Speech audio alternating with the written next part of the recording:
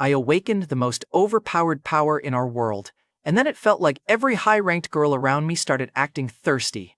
A nationally ranked prodigy transferred into my class and immediately took the seat beside me. My 5-star childhood friend walked over, stared her down, and made it clear that seat was already a problem. Another girl had already volunteered to serve as my bodyguard beside Cassandra. All three were circling the same 1-star failure. Westbridge Ability Academy used to call useless. An elite goblin later trapped me alone. I raised one finger and erased its whole army. Level 10 reached. My name was Ronan Abbott. I was 18, and this began on the day of my third and final awakening attempt. Most people awakened at 16, fail 3 times, and your legal path into adventuring was finished. Public potential was graded from 1 star to 5. 1 star meant the academy expected you to spend your life carrying bags for people with actual talent. That one cast gave me orange-grade loot, left a crater across the exam grounds, and made the academy hunt a king-level beast that had never existed. So how did a boy who failed twice become the disaster monsters ran from and ranked girls crowded around? To explain that, I need to go back to awakening morning, when everybody still thought my third attempt was about to die inside a crystal. Cassandra York found me outside the exam hall with a game open on my phone. She was my childhood friend, the academy's 5-star archer, and the only person who had stayed beside me through 2 failed awakenings. She smacked the back of my head, killed my match, and dragged me toward the hall while students called me the academy's dead weight. Cassandra stopped long enough to ask whether any of them wanted to compare scores with her, but nobody did. That was Cassandra. She could bully me herself, but outsiders needed permission. Professor Elaine Porter called me onto the stage. She had taught me through both failures and kept filing for one last attempt when other teachers had already given up. The rule was simple. The crystal awakened your class. A successful candidate entered a solo practical test under drone surveillance. A third failure ended my legal adventuring future.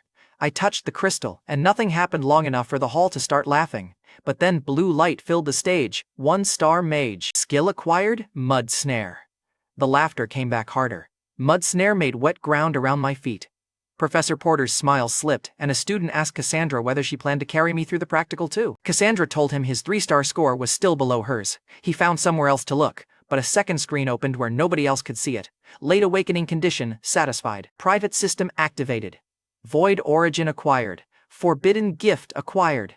Void origin protected me from the corruption that destroyed ordinary dark users. Forbidden gift. Let me release 1 overlimit spell without consuming mana every 7 days, and the weak puddle skill changed. Mud snare converted into grave earth shell. The public result said 1-star trash. My private screen described a forbidden barrier that summoned dark force and crushed anything approaching me.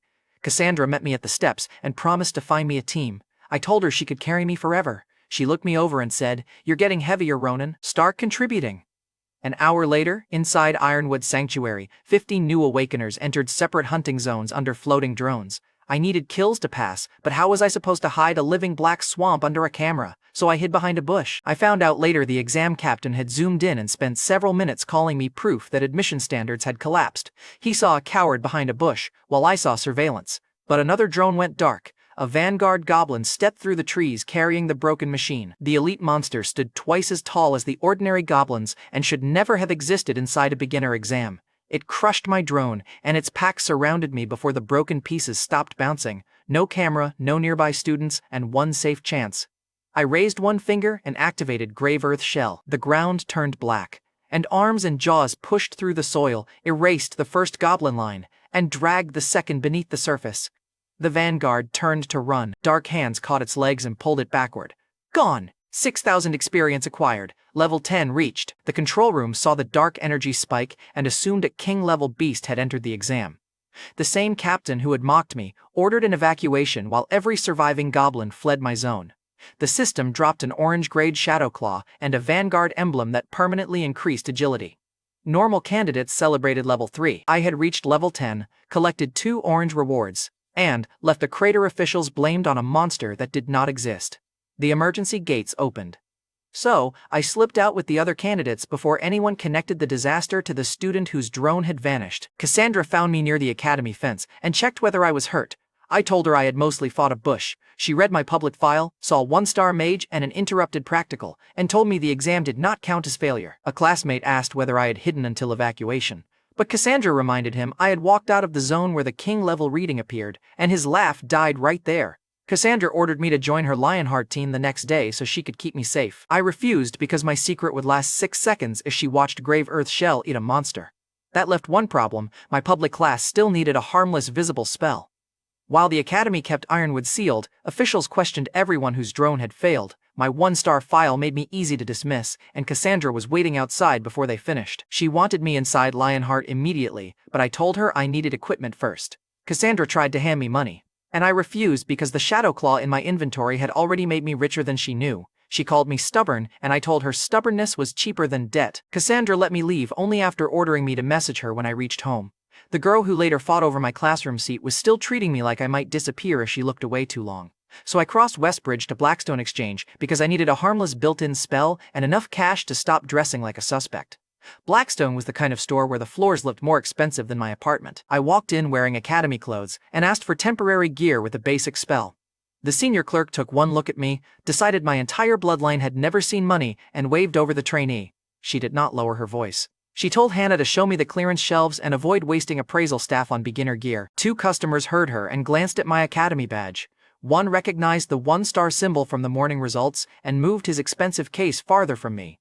Hannah heard all of it. She still introduced herself, asked what I actually needed, and led me past the clearance shelf because the built-in spells there could not protect anyone.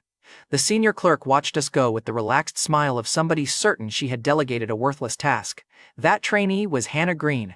She was new, nervous, and had somehow missed the rule that customer service disappeared when the customer looked poor. Hannah asked what kind of spell I needed. Then she spent nearly an hour opening cases and letting me test equipment without once trying to rush me toward the exit. The first thing she brought was a hammer with a built-in shockwave. I lifted it 2 inches. The hammer lifted me the other 2. Hannah bit her lip so she wouldn't laugh.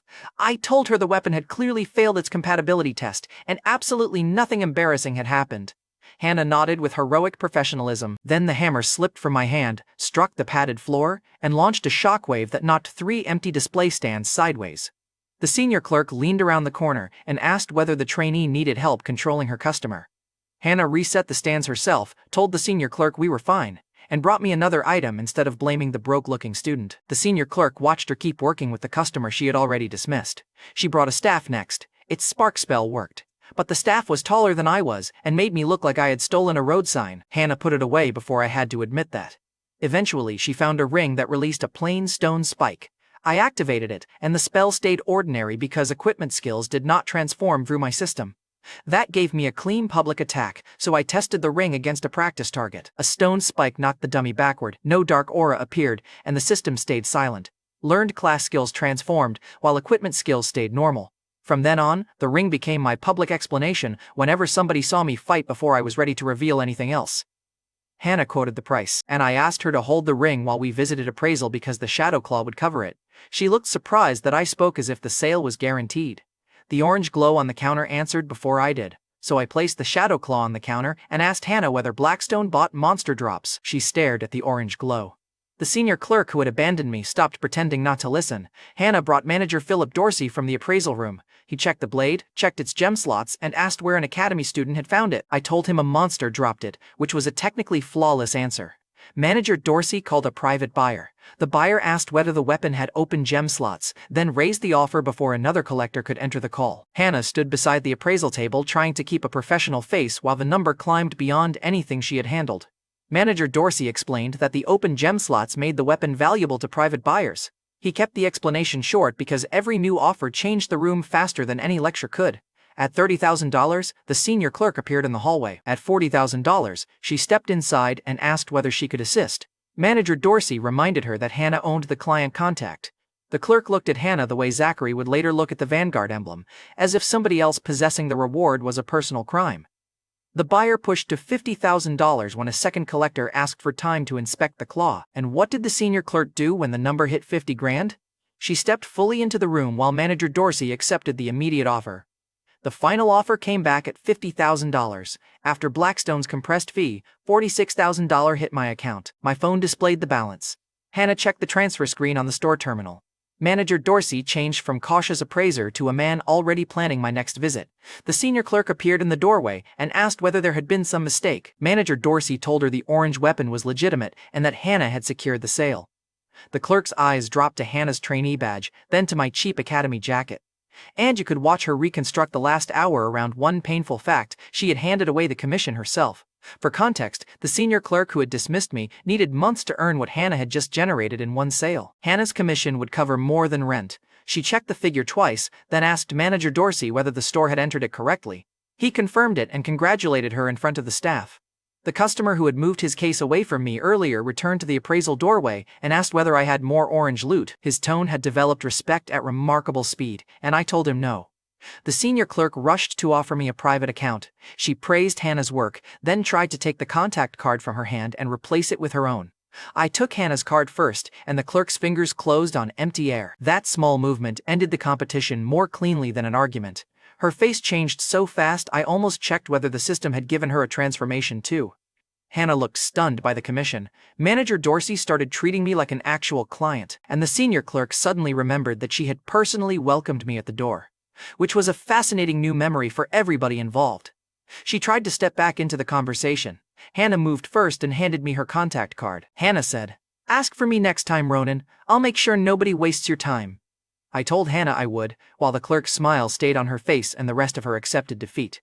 So my first day as a one-star failure ended with level 10, forbidden magic, orange loot, $46,000, and one loyal contact at the biggest exchange in the city. I walked out feeling pretty good about myself. Keep that image, because the next morning Cassandra introduced me to a rich mage, with a rare potion, a kneeling obsession, and exactly enough confidence to ruin his own week. The next morning, Cassandra brought me to Lionheart Guild's training meetup, and the first person waiting was Zachary Kane. Zachary was a wealthy mage, Cassandra's teammate, and the kind of guy who treated every expensive object like a marriage proposal. He opened a velvet case and presented her with a rare agility potion. Zachary explained the tiny permanent boost 3 different ways, mostly because he wanted everybody nearby to hear how much it cost. Cassandra closed the case and pushed it back. She told him she didn't need gifts from him, but Zachary saw me standing beside her. His face did the math. My academy uniform, my one-star class, Cassandra's hand still hooked around my sleeve. The answer offended him personally. He asked why the school's useless late awakener was joining an elite team. Cassandra told him because she had invited me. Zachary ignored the boundary, called me trash, and announced that I probably couldn't afford the empty potion bottle. Derek Sutton, the shield warrior beside him, laughed hard enough to make sure Zachary heard the support. The other guild members stayed quieter. They knew Cassandra well enough to recognize when a man had just stepped on a rake and was raising his other foot. I asked how much agility his miracle drink added.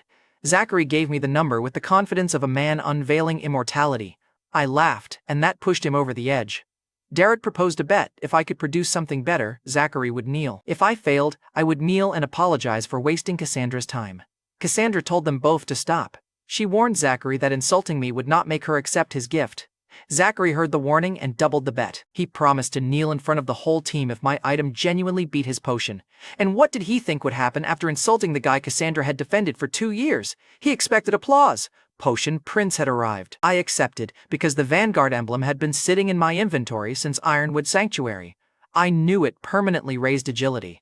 I had no idea what it would eventually do to Cassandra's profession, which is important because later everyone acted like I had planned that part. I had planned absolutely nothing beyond ruining Zachary's morning.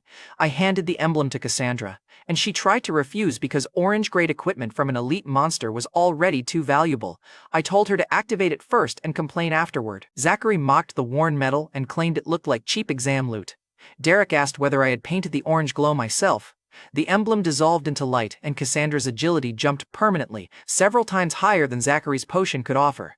Her eyes widened at the result. The guild members crowded closer to read the number, and Derek quietly stopped smiling. Zachary accused me of faking it. So Cassandra drew her bow, released one testing shot, and buried the arrow so deep in a distant target that the shaft disappeared. That was visible enough. The room moved around Zachary before he accepted what had happened. A teammate picked up the rejected potion and compared its tiny number to Cassandra's new increase. Another asked whether Zachary wanted a cushion for his knees. Cassandra folded her arms and waited. Zachary tried to redefine the bet, blamed Derek for speaking out of turn, and looked around for somebody willing to agree with him, but nobody moved. One guild member reminded Zachary that he had spent 5 minutes explaining how honorable elite adventurers were. Derek stared at the floor, because friendship had limits once kneeling became contagious. So, Potion Prince started going down. His first knee touched the ground while his face stayed red enough to qualify as fire magic. He had wanted Cassandra to compare us. She did, and he lost before lunch. I could have left it there. But Zachary stared at the vanished emblem with a hunger that had nothing to do with pride. Back then, I thought he was angry about kneeling. He was already fixated on the emblem, and Cassandra would pay for that obsession before I understood it. After the meetup, I told Cassandra to focus on her second ascension instead of babysitting me. She argued that a 1-star defensive mage would get himself killed alone. I reminded her that I had survived the practical exam. Cassandra pointed out that my official contribution was hiding behind a bush, which was a fair problem. Then she pushed several purple skill books into my arms. Those books cost more than Zachary's potion, and she acted like they were spare notebooks. I reminded Cassandra that I had just given her a gift, and she answered, "Good, now we're even." We both knew that was nonsense. Our friendship had never worked through receipts, and neither of us was about to start acting normal now. Cassandra opened one of the books and asked whether I could learn the barrier inside it. I told her I would test everything at home. She warned me that rare skills sometimes carried recoil, then made me promise to stop if anything felt wrong. That concern would have been sweet if she had not followed it by flicking my forehead and accusing me of skipping breakfast. Zachary watched the exchange from across the room. His kneeling humiliation had ended, but the team now saw Cassandra trading expensive gifts with me in public. The potion stayed unopened in his hand while her books left with me. Derek tried to calm him by claiming the emblem had been a one-time lucky drop. Zachary answered that luck belonged to whoever had enough power to take advantage of it. That sentence should have warned everybody where his mind was going. Later that day, we entered a zombie realm with the Lionheart team. Cassandra assigned me a safe position near the entrance while everyone else cleared monsters. I used the ring from Blackstone and made a few stone spikes. They were weak, ordinary, and perfect for keeping my real skills off the record. Zachary watched each cast with a satisfied little smile, because my cover confirmed everything he wanted to believe. But news spread through the realm. A fallen necromancer had appeared inside a sealed tower. The boss carried rare loot, and every major team nearby started racing toward it. Zachary recovered from kneeling remarkably fast once there was another audience. He announced that Lionheart would claim the kill and ordered Cassandra to move. Rival teams heard him and accelerated, because nothing motivates adventurers like somebody else pre-ordering the loot. Cassandra hesitated because leaving me alone violated the entire reason she had dragged me there. I told her to go. I promised I would stay in the safe area and avoid trouble. Cassandra studied my face. "Ronan, your promises have a terrible survival rate." I assured her this one felt different. How long did that promise survive once the boss race started? Maybe 40 seconds? Once the team disappeared, I opened Cassandra's skill books. The system transformed and fused what I could use, giving me a spatial spell, a stronger meteor attack, and enough options to make the necromancer's day deeply unfair. The system's no-cost over-limit cast was ready. The boss race was already underway, and I had spent 18 years being told to accept whatever scraps stronger people left behind, so I entered the deeper zone.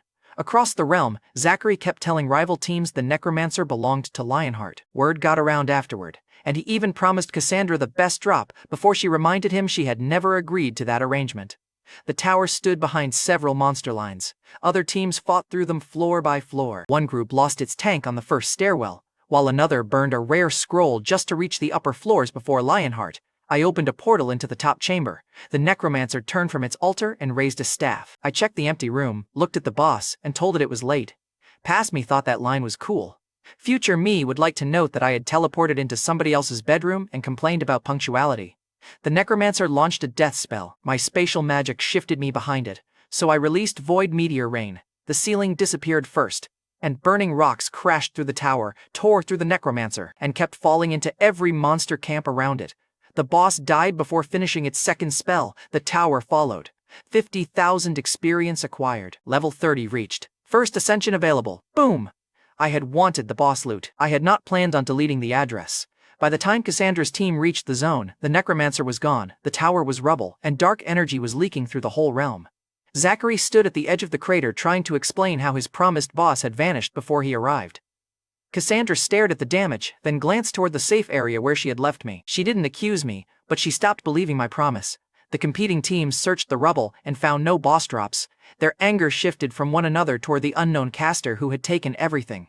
Zachary called the thief a coward who would never face him publicly. Cassandra ordered the team away from the leaking aura before the dungeon collapsed.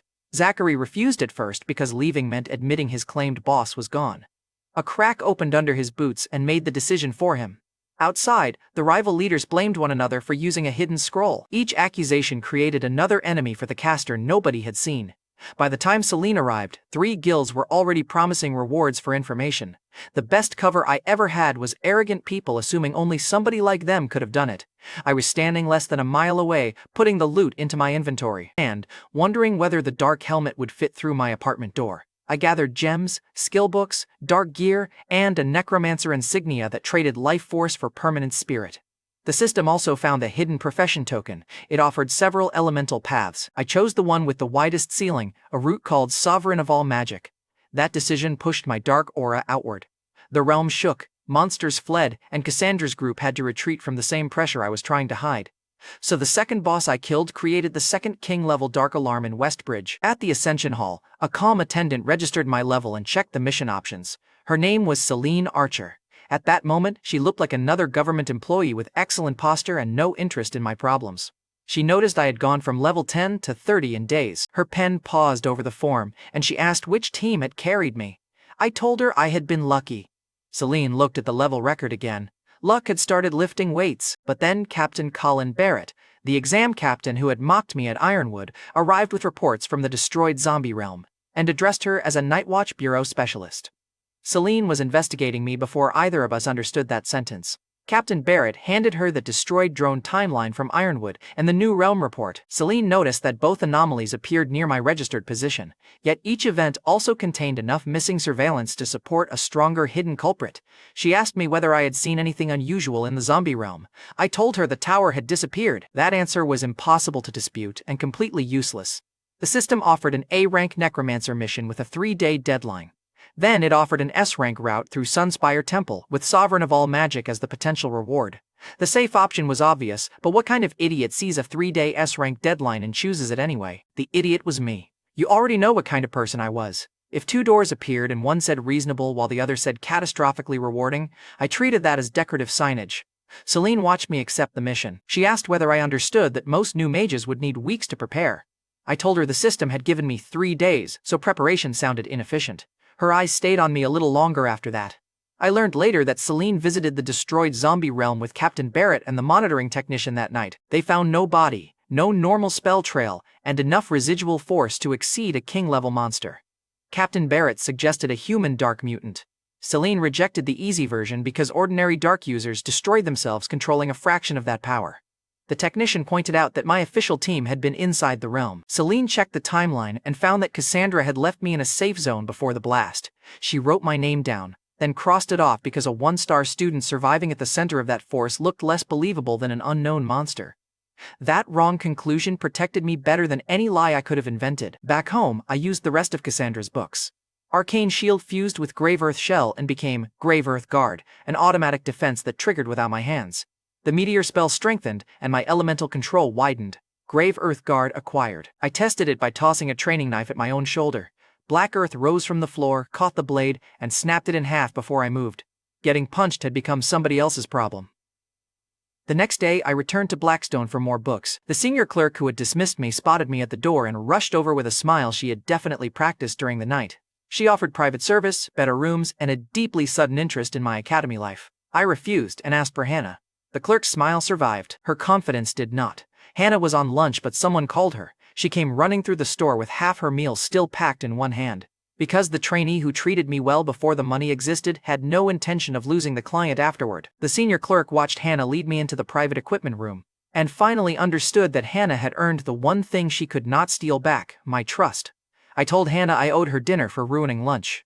Hannah smiled and accepted, and at the time, that felt like a clean little reward after a ridiculous week. Hold on to that calm, because the dinner would end with Hannah in a taxi, a portal opening inside the safest part of Westbridge, and Captain Barrett bleeding in the street. That evening, Hannah chose a cheap restaurant near Blackstone and paid before I could stop her. She had earned a serious commission from my Shadowclaw sale, yet she still watched every price on the menu like the numbers might attack.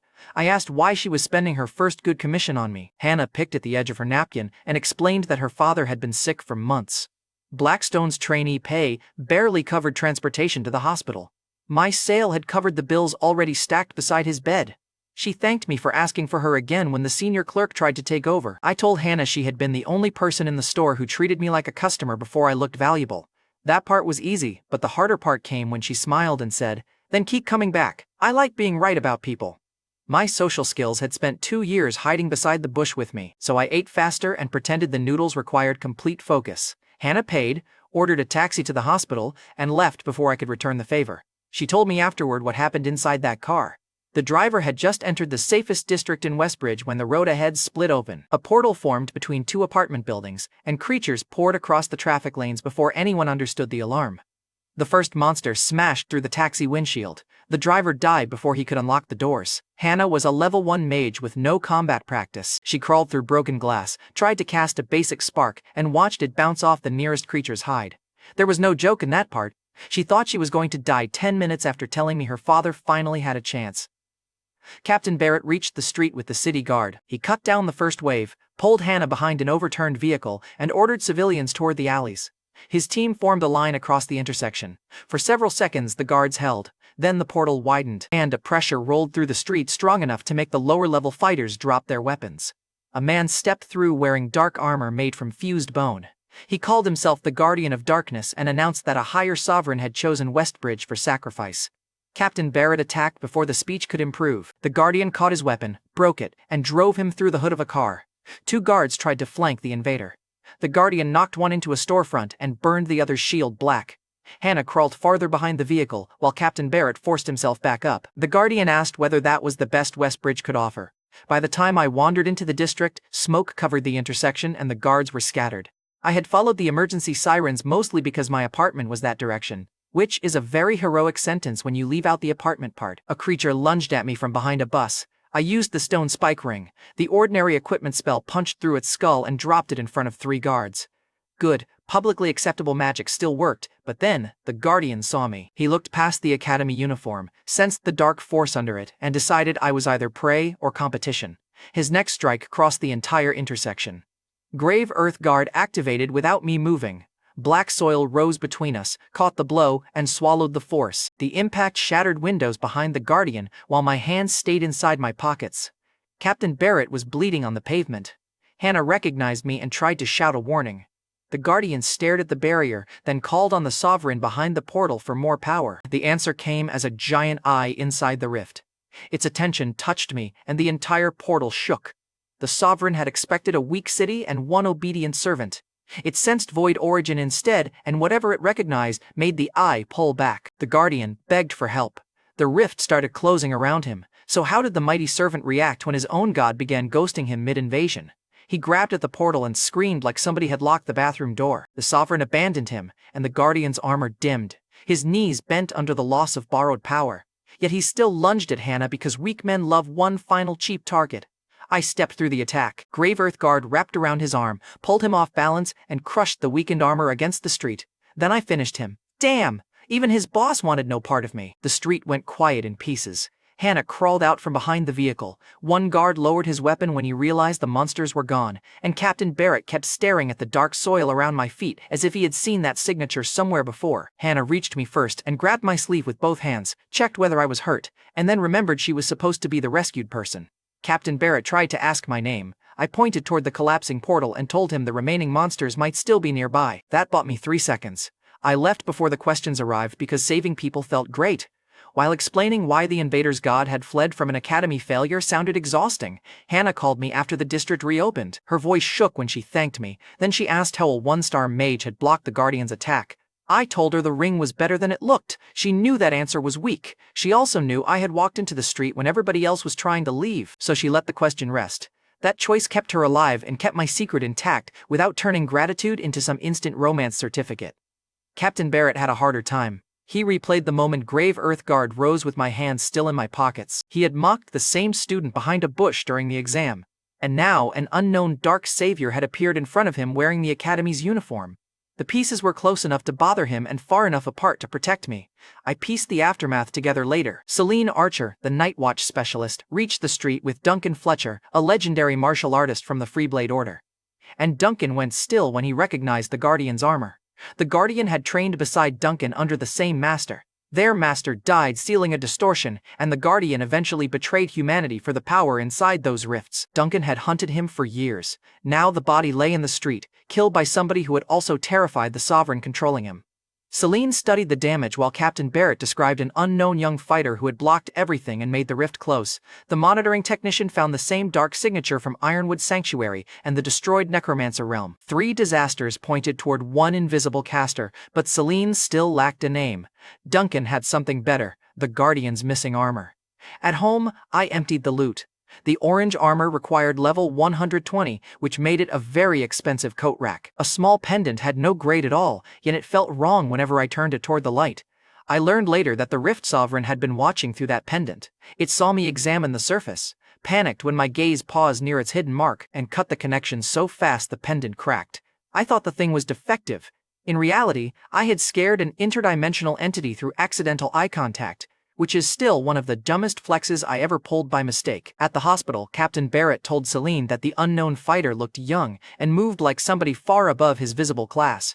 The technician suggested a human mutant. Celine kept that possibility open, though every known dark user paid a price my aura did not show. Meanwhile, Duncan traced the Guardian's armor through the sale network. He told me about that part after the temple. The trail touched my Blackstone account. The next morning, Professor Porter called me to the Ascension Hall. Before I went, I needed to finish the S-rank mission I had chosen, with all the careful judgment of a man clicking the hardest game mode for extra loot. So I entered Sunspire Temple outside Silver Lake City. Duncan followed me, and he admitted later that the armor trail made no sense. A 1-star student should never have possessed his former partner's loot, so Duncan used a mental tracker and entered the temple behind me. He expected to find my hidden backer. Instead, he watched me walk through the first monster hall with both hands in my pockets. A stone creature fired a blast at my chest. Grave Earthguard rose automatically and crushed it before I finished turning my head. The lesser temple monsters felt the dark force and backed away. A giant statue boss lowered its glowing eyes, returned to its pedestal, and became the most committed piece of architecture in Silver Lake. I stopped in front of it. The statue did not blink. I took one step left, its eyes followed, then snapped straight ahead again. I tapped the stone base with one finger. A crack ran through it. The boss closed its eyes. That was the day dungeon bosses discovered pacifism. Duncan watched from the shadows, and his entire theory about my mysterious protector started falling apart. He had expected a student carrying borrowed loot. The temple was treating me like a natural disaster with tuition. The hidden mission boss was a 6-winged angel at the center altar. It sensed me from across the chamber and flew away. I had 3 days to kill that boss. The boss chose a 4-second mission to leave the country, so I summoned a giant eye above the temple and locked the angel in its gaze. Dark lightning crossed the sky, struck all 6 wings, and drove the creature through the roof. The angel tried to shield itself with light. The dark eye burned through the barrier. I followed with one final blast. The angel vanished. Half the temple did too.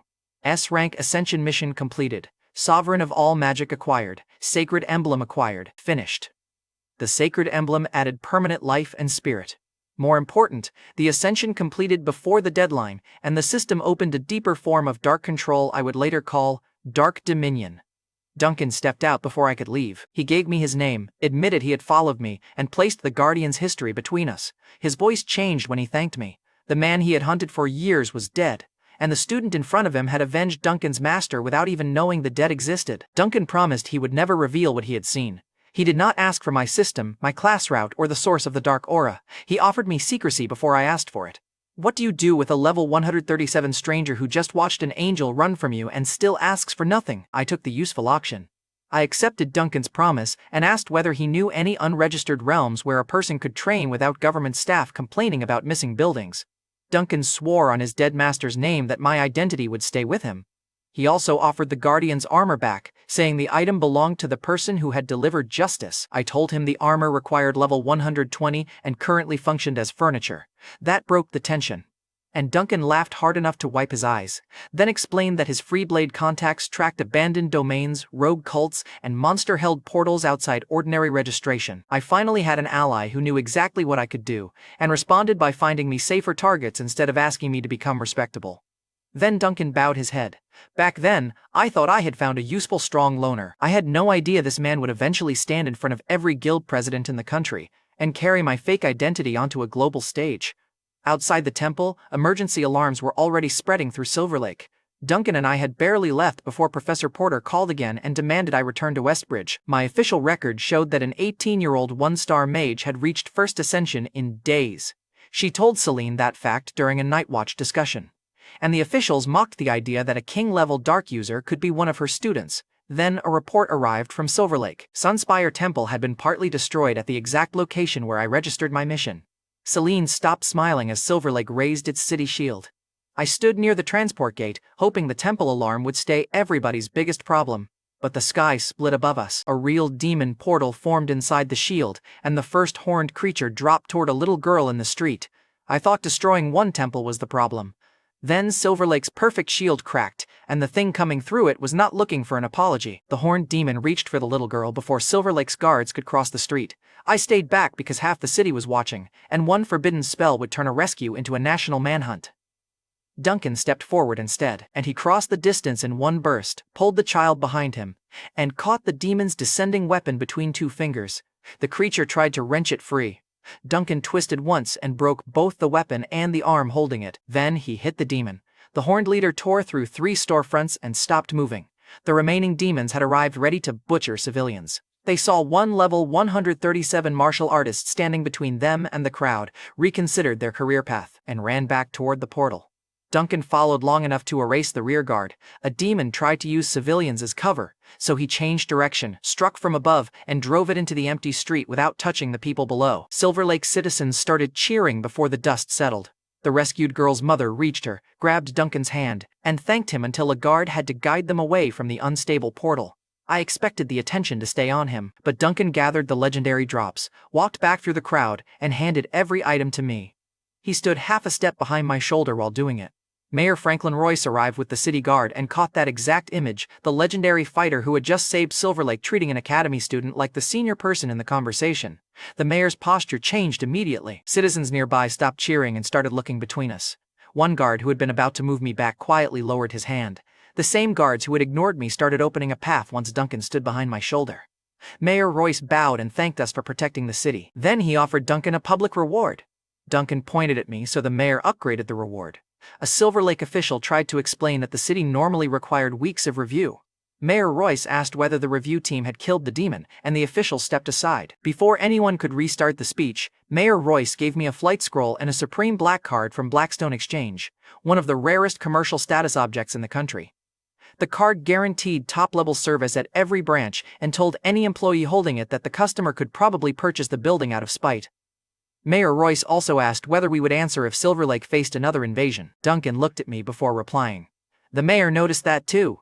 I told him to contact Duncan. That single answer let the city believe there was a chain of command while keeping my name out of every public report. I had saved nobody publicly. Duncan had done all the fighting.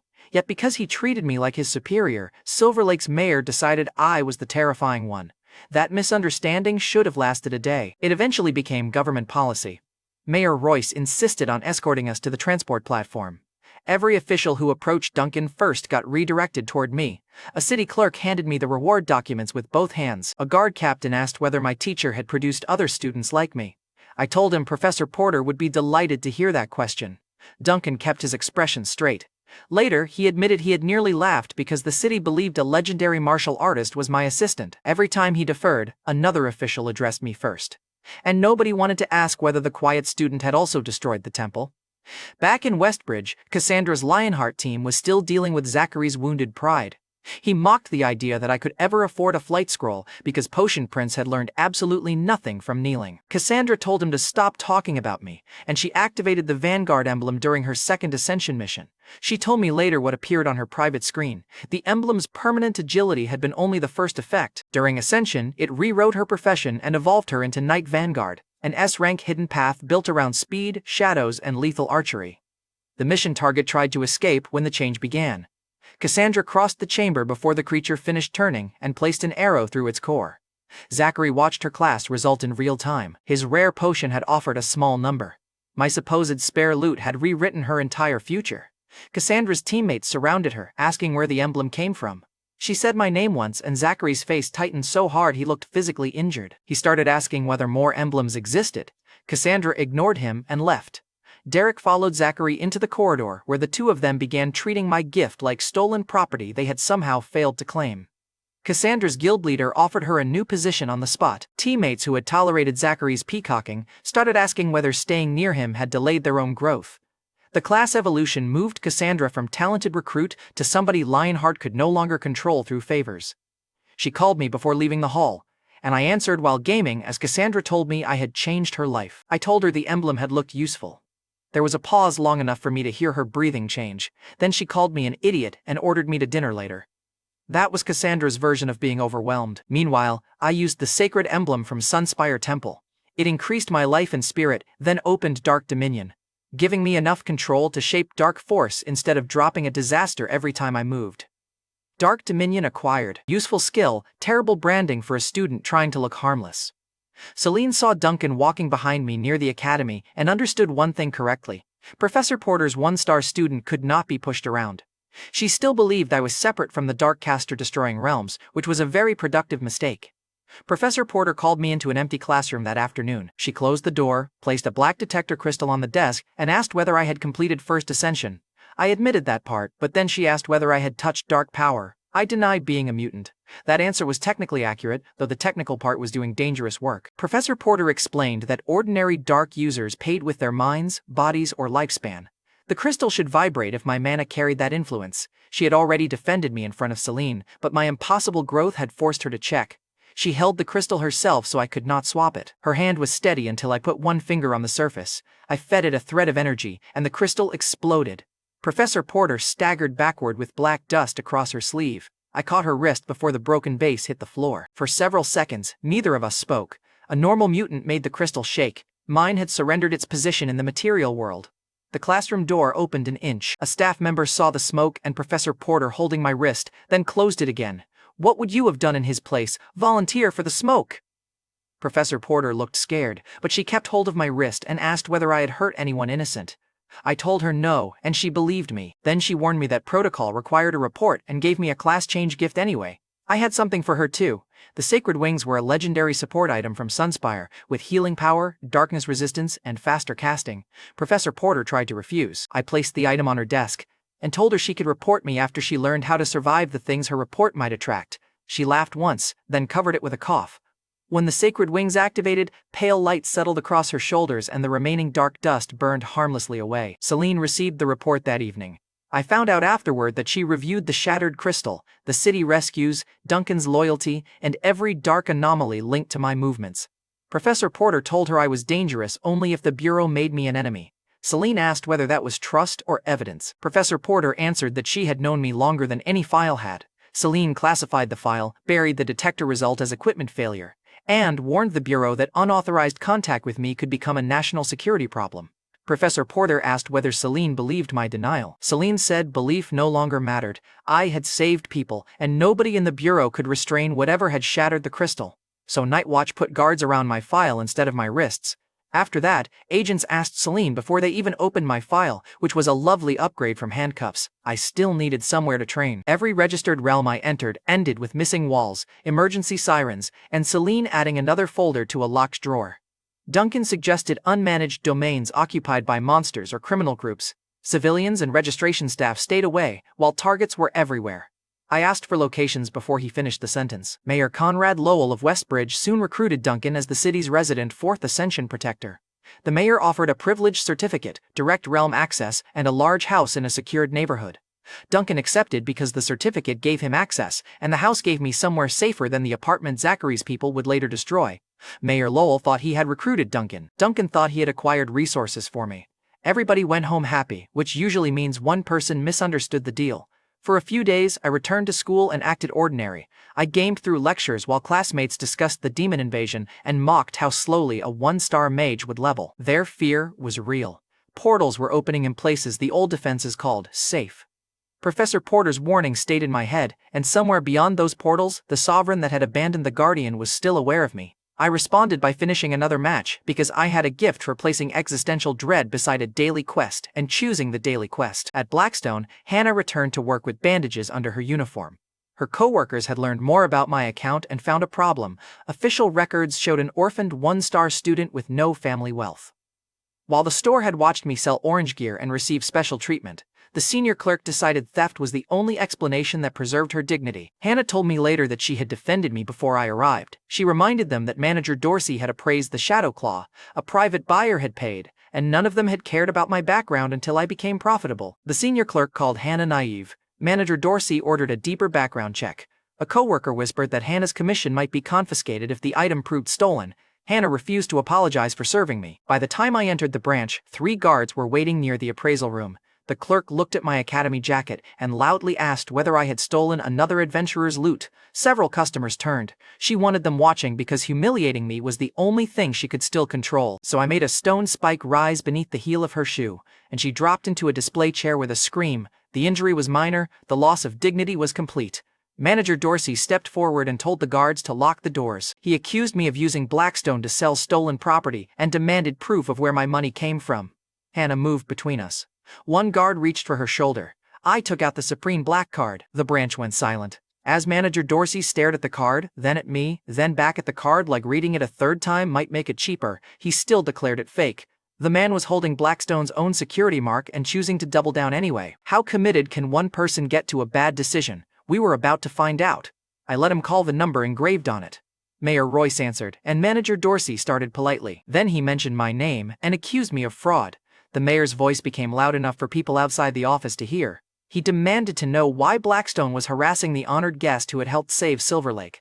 Manager Dorsey's face emptied as the customers nearest the office heard the words, "honored guest." The guard holding Hannah released her and stepped backward. The senior clerk tried to leave the chair without drawing attention and struck the stone spike again. The branch's atmosphere flipped so fast that the waiting customers changed sides. And who did they start asking for? Hannah. While one wealthy client told Manager Dorsey that humiliating a Supreme Black cardholder had endangered every account in the building. Hannah stood beside me with her injured arm held close and waited for the people who had attacked her to explain themselves. Manager Dorsey apologized to Mayor Royce first, so the mayor asked why the employee who had been grabbed was still waiting while the manager begged the powerful men in the room. Duncan's expression went cold. Manager Dorsey finally turned toward Hannah, but by then everybody could see where his respect actually lived. Manager Dorsey attempted one final escape and called Duncan, hoping the legendary fighter would expose me. Duncan arrived with Mayor Royce before the guards could decide where to stand. The mayor walked straight to me, and Duncan stopped behind my shoulder exactly where he had stood after the demon invasion. The senior clerk slid out of the display chair and tried to apologize. Manager Dorsey blamed the background check, while the guards moved away from Hannah and began studying the floor. Mayor Royce asked Hannah to describe the accusation from the beginning. She kept it short. The branch had treated my legal sale as theft because my public file looked poor, then grabbed her when she objected. Duncan asked the guards whether they had verified any crime before reaching for her. Nobody answered, because the card had already broken their authority, and the people standing behind me made escape impossible.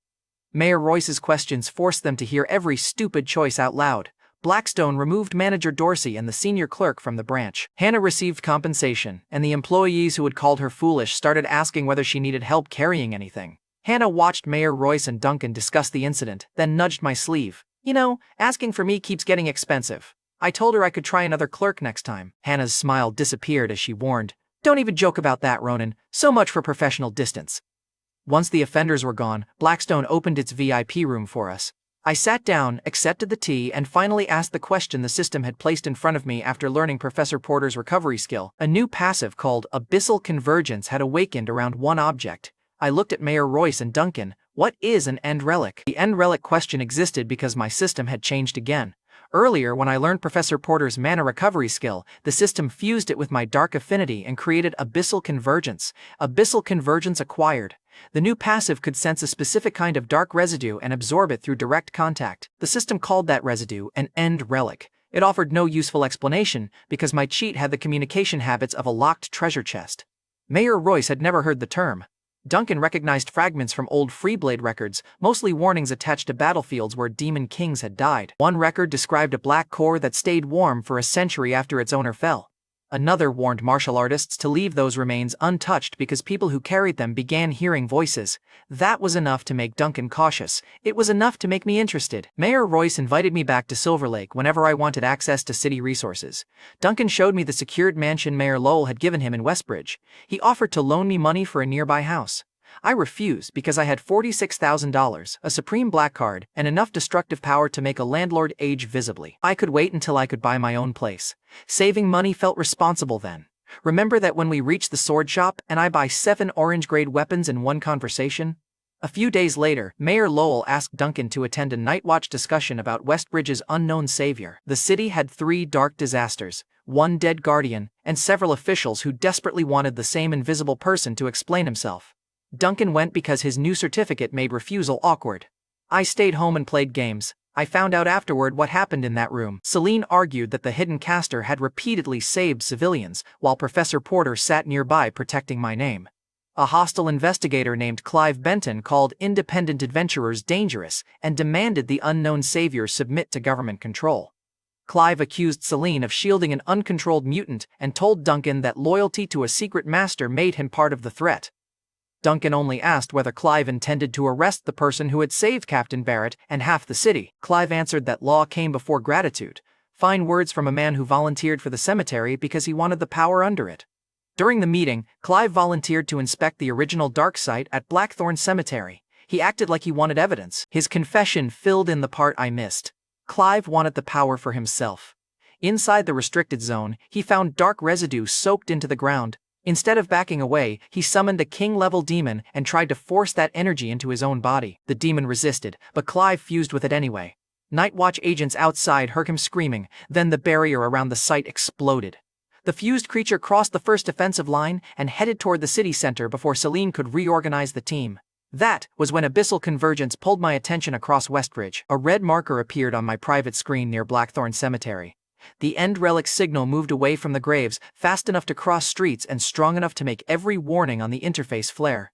A moving relic meant one of two things. Somebody was carrying it, or the relic had started carrying somebody. I followed, and city guards had already blocked the cemetery road. They shouted that a demon had broken through the Night Watch line and was heading toward the center of Westbridge. I went over the blockade before they finished the sentence. Celine was down in the street ahead, armor torn and blood running from her side. Professor Porter knelt over her, using the sacred wings I had given her. The legendary item shortened every healing chant and kept the creature's dark residue from poisoning her hands. My gift had become the difference between Celine breathing and Celine becoming another report. Professor Porter saw me and ordered me back, but the fused creature charged. It had Clive's shape buried under layers of demon armor, with an end relic burning inside its chest. Celine had already hit it with everything she had. The creature barely slowed, and a Night Watch agent tried to drag Professor Porter away. She refused to abandon Celine. The creature lowered its head and aimed directly at both women. I stepped in front of them, and Grave Earth Guard caught the full charge. The street split under my shoes, but the barrier held, and the creature's claws stopped inches from my face. Clive's human face surfaced inside the armor long enough to recognize me. He called me the hidden mutant and demanded I surrender the power he had been searching for. That was ambitious from a man currently trapped inside his own bad decision. A system prompt appeared. End relic detected. Absorbed through contact? I grabbed the creature by the chest and accepted. The relic came out screaming. Dark light poured through my arm. The armor collapsed inward. Clive's fused body buckled, and memories that did not belong to any human flooded behind my eyes. End relic absorbed. 100 total attributes acquired. The creature hit the pavement with nothing left holding it together, while the end relic fought the absorption all the way out. Images flashed through me, a horned king falling under divine weapons, soldiers tearing pieces from its corpse, and black residue crawling into the earth beneath Blackthorn Cemetery. Clive screamed through the demon body that the power belonged to him. Abyssal Convergence ignored the claim and stripped the last dark layer from his armor. When the glow died, the street pressure disappeared with it. Windows stopped shaking. Professor Porter's sacred wings brightened as the poison around Celine faded. The resource I had followed across the city had turned a corrupt investigator into another 100 attributes and a warning from a dead world. That was a much better return than Clive had planned.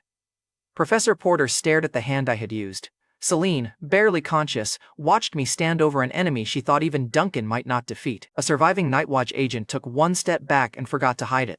Celine tried to ask whether I was the hidden caster. I told her she needed to keep breathing before she started new investigations, so I called Duncan and asked him to handle the aftermath. I used Mayor Royce's flight scroll and left before the street filled with officials. The scroll carried me over Westbridge fast enough that combat classes below me looked stationary. The power gain felt excellent. The memories were the part that ruined my evening. Clive survived long enough to confess that he had entered the cemetery to control the Dark Force, and Night Watch imprisoned him after I had already destroyed the threat. Officials still demanded a name for the person who had saved the city. Duncan looked at that room full of nervous people and invented one, the Great Boss, a private protector who preferred not to be disturbed. The lie worked so well that it became policy. Leave the Great Boss alone, send gifts when possible, and do not piss him off. So I acquired government protection through a person Duncan had created in one meeting. Duncan enjoyed the cover far more than I did. Whenever officials asked for the great boss's opinion, he translated my shortest answers into strategy. I once told him to avoid unnecessary trouble. He reported that the great boss valued measured restraint until decisive action became unavoidable. Same idea, 10 times more dramatic. Meanwhile, I sat in my bathtub trying to process a dead demon king's life. The memory showed a battlefield under a black sun. A demon king died there, and part of its body refused to dissolve. That remaining core became an end relic, carrying attributes, instincts, and broken pieces of memory. The memories also showed secret realms expanding. Monsters crossed from stronger worlds into ours. Humanity's current class system looked unfinished beside the professions those other worlds had developed. I saw armies with evolved classes fighting creatures our strongest guilds could barely name. I saw another city close its gates too late and disappear under a tide of demons. The memory ended before showing whether anyone survived. The memory gave me one useful rule: more relics could show how some worlds survived, because plenty had not. I stopped treating the end relic as bonus loot. If those memories were accurate, the portals opening in safe zones were early symptoms of something much larger. I had no joke for that one.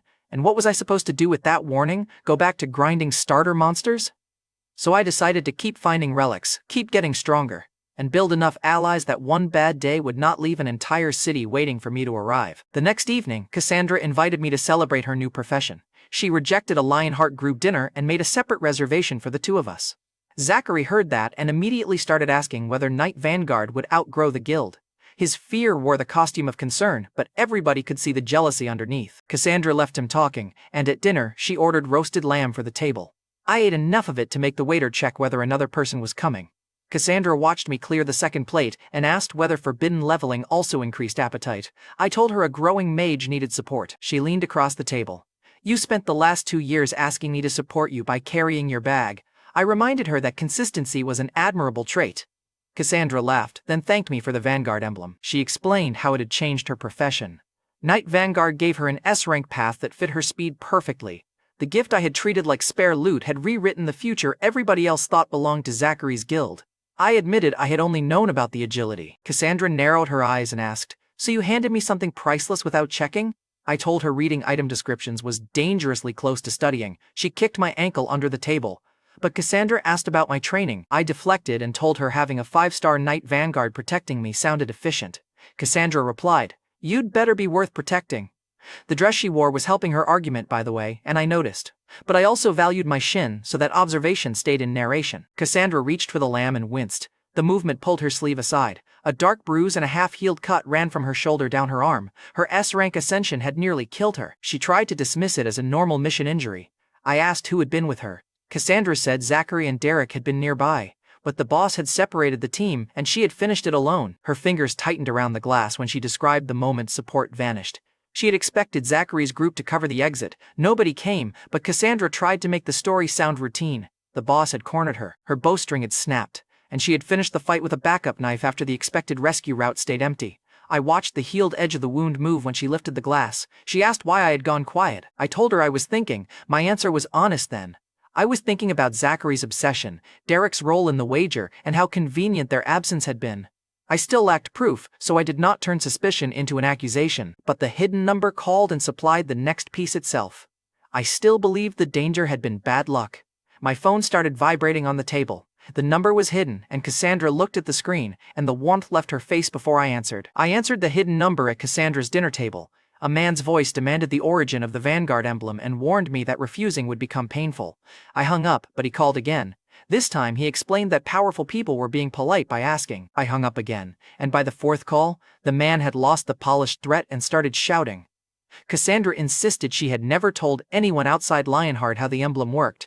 I believed her because Zachary had watched the class evolution, and Potion Prince had already demonstrated what happened when jealousy gained a budget. The caller ordered me to stay where I was. I finished the lamb first, and Cassandra offered to come home with me. I refused because whoever had made the call expected an ordinary 1-star mage, and bringing a Knight Vanguard would announce that I knew an attack was coming. She watched me stand and told me to call the second anything looked wrong. I promised, and yes, another promise. We both knew the warranty was terrible. When I reached my apartment, the door hung open. Furniture was overturned, drawers had been emptied, and my game console lay broken under a boot print. That last detail made the room personal, and now I was pissed. A masked attacker dropped from the ceiling with a knife. I caught his wrist, turned it, and drove him into the floor. Before he could process the fact that a 1-star mage had moved faster than a 3-star assassin, the second attacker threw shuriken from the kitchen. My new attributes let me lean between them without magic. One blade cut the curtain while another buried itself in the wall where my head had been. He ran for the window. I caught him by one ankle. He made it halfway outside before I pulled him back and introduced his shoulder to the wall. The plaster cracked, and the attacker stopped negotiating with gravity. The first man recovered and tried a poison needle. Grave Earthguard caught it inside a knot of black soil, then snapped the needle in front of his face. Both men had expected a weak student. They found the physical stats from an end relic wearing academy pants. I tied them to chairs and surveyed the damage. Then I gave them cleaning supplies. Look, they had already failed the assassination. There was no reason the apartment had to fail too. The first attacker swept broken glass. The blonde one wiped blood off the wall while I itemized the cabinet, the table, and the console. They transferred reimbursement before I asked who hired them. They broke the cabinet, so they paid for the cabinet. The blonde finally named Zachary Kane. I made him repeat the name while the other attacker listened. Both men admitted the job had been arranged through Derek and paid in advance. Their instructions were to search the apartment, break enough property to frighten me, and take me alive if I refused the call. The first attacker asked what would happen to them. I pointed at the mop bucket and told him that depended on whether he left streaks on the floor. By the time the floor was clean, both men had stopped pretending they controlled the conversation. The client name fit the emblem obsession, yet it did not explain Cassandra's injury, so I used soul tether projection, a new dark technique that let me seize the residue inside a captured host and look through him for a short time. Soul tether projection activated. The blonde's vision opened inside Zachary's private room. Zachary and Derek were drinking while waiting for news. Through the projection, I heard them complain that Cassandra had survived her S-rank mission without Zachary's rescue. Then, the full plan came out. They had deliberately pulled support away when the boss separated her from the team. Zachary expected Cassandra to get hurt, panic, and need him to save her. She won anyway, so he turned to the emblem and sent killers to my home. Derek laughed about the injury. Zachary said Cassandra would eventually realize she needed a stronger man beside her. The bruise on her shoulder had been part of his courtship strategy. Who the hell plans a rescue by arranging the injury first? That was where every joke died. I projected fully through the blonde and stepped into the room using his body. Zachary saw his hired man, smiled, and asked whether I had begged. I locked a dark hand around his throat. Derek reached for his shield. Another hand lifted him from the floor. Zachary recognized my voice and started promising money, status, another emblem, anything he thought mattered. He tried blaming Derek. Derek tried blaming the assassins. I told them Cassandra had walked into that boss fight trusting her teammates. Then black flames spread through both of them.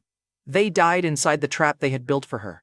I destroyed the projected host before the technique collapsed and erased the cleanest trail back to me. The ending was brutal and final, and after hearing them brag about letting Cassandra bleed, I did not regret it. The projection collapsed with a burn behind my eyes. Soul tether projection left dark residue through the host, and the system warned that another use could expose the connection. I had gotten one clean look, heard the betrayal from Zachary's own mouth, and used the chance before the trace led back home. Then I moved before the next threat found the address. When I returned to my own body, the apartment still smelled like dust and cleaning solution. The surviving attacker stared at me, understood that his employer was gone, and stopped asking questions. I sent him away with one instruction: disappear, before Duncan decided to continue the interview. Then, I moved out that night. My home had stopped feeling private the moment strangers tore through Cassandra's gifts and my parents' few remaining things. I packed what mattered, left the repaired cabinet behind, and did not look back. Duncan gave me rooms inside his secured neighborhood. The gates recognized his certificate. Guards patrolled the street, and every house had barriers stronger than my old apartment walls.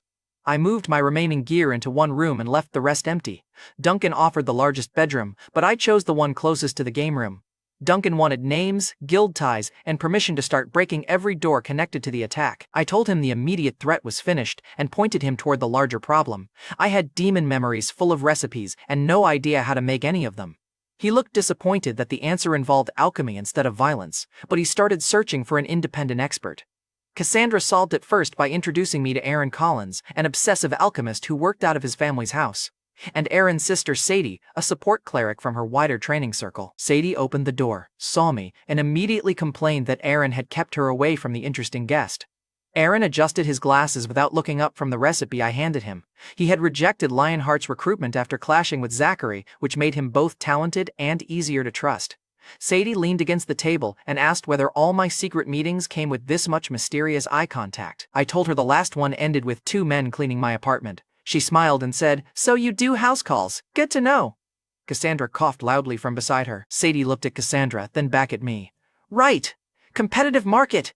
Aaron dragged the recipe upstairs before either of us could make his life more difficult. It claimed ordinary ingredients could produce a potion that doubled experience gains. The best market products added about 40%. A real 100% potion would make every major guild start lying about why it deserved the formula. We heard glass break above us, and a slime rolled down the stairs on fire. Aaron chased it with frantic water spells. Sadie ducked behind Cassandra. I moved one chair out of the slime's path and protected my drink, because priorities reveal character. The slime slammed into the wall and exploded into blue gel. Aaron came down holding a completed potion. He tested it against a training creature. The experience result doubled, exactly. Experience gain, 200%. The room went silent for 1 beat. So Aaron started laughing and throwing harmless fireballs into the ceiling.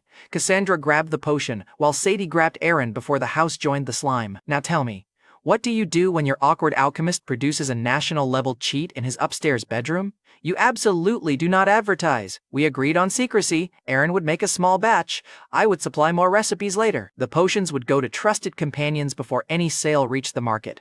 Aaron immediately began listing equipment he needed for larger batches. Sadie translated his obsession into normal language. Better burners, stronger glass, and somebody to stop him from testing unstable mixtures near the stairs.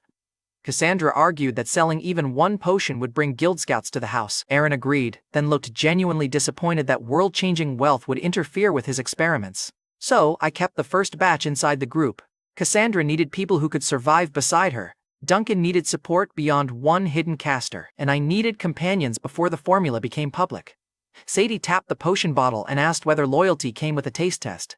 Cassandra told her to stop flirting with the supplier. Sadie answered that she was evaluating long-term access. The room got awkward in a way I enjoyed safely from behind Aaron's recipe notes. A school notice arrived during that conversation. Westbridge was opening limited access to a high-level secret realm, and Academy students were panicking over the small number of core zone slots. That gave us somewhere to use the first batch. Sadie asked whether she counted as one of my companions. I said yes because she was Cassandra's trusted support and Aaron's only functioning emergency brake.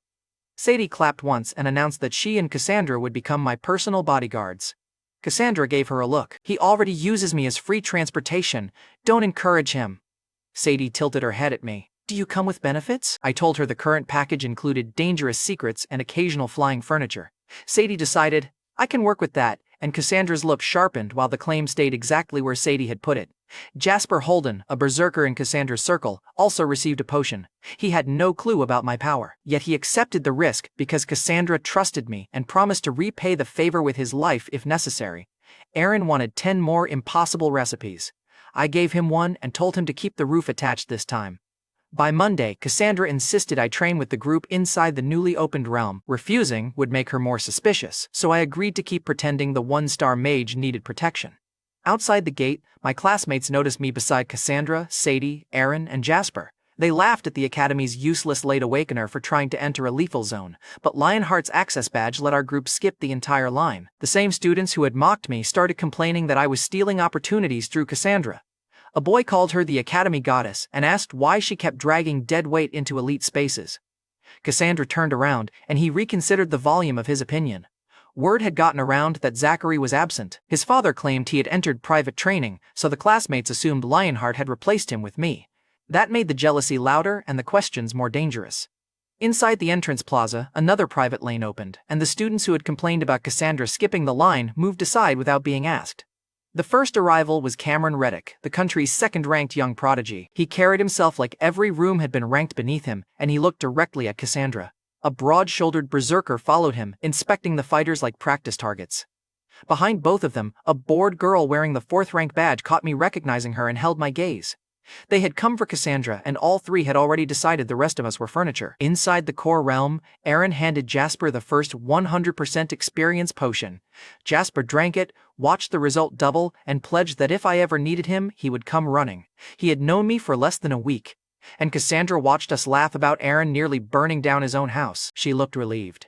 I found out later that she had spent 2 years worrying I was isolating myself behind games. because every public failure gave people another excuse to mock me. Now I had friends she had not forced into the room, and Cassandra's shoulders loosened while she watched us. Then she assigned me to the safest position like a decorative backpack. Cassandra pulled monsters, Jasper took the front line, Sadie handled buffs and healing, Aaron managed potions. And I stayed behind them using harmless stone spikes whenever something wandered too close. The team treated me like the fragile mage they had finally convinced to leave his bedroom. I cooperated because the cover was useful, and because watching Jasper receive double experience was still progress. Jasper gained levels fast enough to make nearby teams stare. Aaron kept recording the numbers under his breath. Sadie claimed her buffs were responsible for at least half the improvement, which began an argument that continued through 2 monster waves. But Cameron Reddick interrupted the hunt. Cameron approached Cassandra with the broad-shouldered berserker and the bored 4th-ranked girl behind him. He praised her Knight Vanguard class, insulted Lionheart's future, and offered her a place in his higher-ranked group. Cassandra refused, but Cameron smiled like she had misunderstood. He explained that only elite teams reached the best universities and that staying with weak friends would waste her career. Cassandra refused again, so Cameron pointed at Jasper, Sadie, Aaron, and finally me.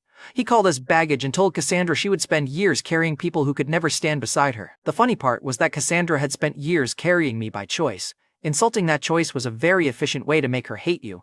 Sadie told Cameron his invitation had somehow become less attractive every time he spoke. Aaron asked whether national rankings measured social awareness in reverse. Cameron ignored both of them. He told Cassandra she could join now or regret it when her friends failed university selection. Jasper stepped forward before she could answer. He told Cameron that our team was staying together. Brock Maddox laughed as the 3rd-ranked berserker looked at me, decided I was the easiest target in the entire corps, and called Jasper pathetic for defending a useless 1-star mage. Then Brock punched him, and the blow lifted Jasper off his feet and broke ribs when he hit the ground. Sadie ran toward him. Cassandra was across the clearing with a monster pack, and Aaron froze with a potion in his hand. Brock walked over and raised his fist for a second strike. He said the first hit had been a warning. The second would teach Jasper to stay beneath people with real talent. What was I supposed to do? Keep protecting my cover while the guy who had pledged his life to me got crippled?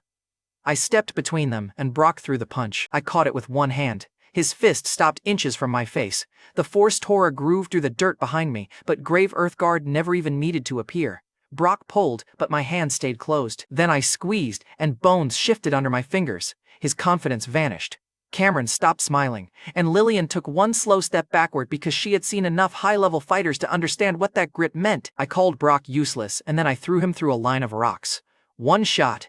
The nationally ranked berserker hit the far wall, slid down it, and stayed there trying to remember which part of the ranking protected him from physics. Cameron rushed toward him, but Cassandra returned at the same moment, saw Jasper bleeding, and planted an arrow in Cameron's ass before he reached Brock. He jumped high enough to improve his national ranking in vertical movement. Aaron started laughing so hard he had to lean on Sadie. Sadie kept one hand on Jasper's ribs and used the other to point Cameron toward the exit. Even the classmates who had mocked me outside the gate stopped pretending the prodigies were untouchable. A nearby team lowered its weapons and backed away from the clearing. Their leader had arrived hoping to watch Cameron recruit Cassandra. Now he was quietly reconsidering every opinion he had formed at the gate. Jasper woke while Sadie healed him and saw Brock buried in the rocks. He asked who had done it. Aaron pointed at me with both hands. Jasper looked from my 1-star academy badge to Brock's missing equipment, then laughed until his ribs hurt again. The man I had exposed myself to save responded by treating the reveal like the best news of the year. The 4th-ranked girl finally gave me her name, Lillian Cortez. She stared from Brock to me, looking less offended than interested, and that would become my problem later. Cameron demanded compensation for Brock's injury.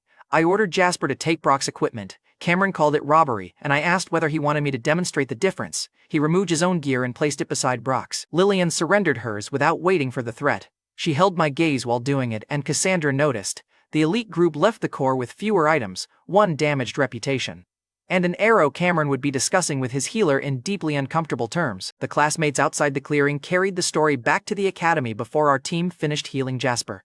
By evening, the tale had 3 versions, and every version made Brock look worse. The one detail nobody changed was Lillian handing over her gear before Cameron forced her.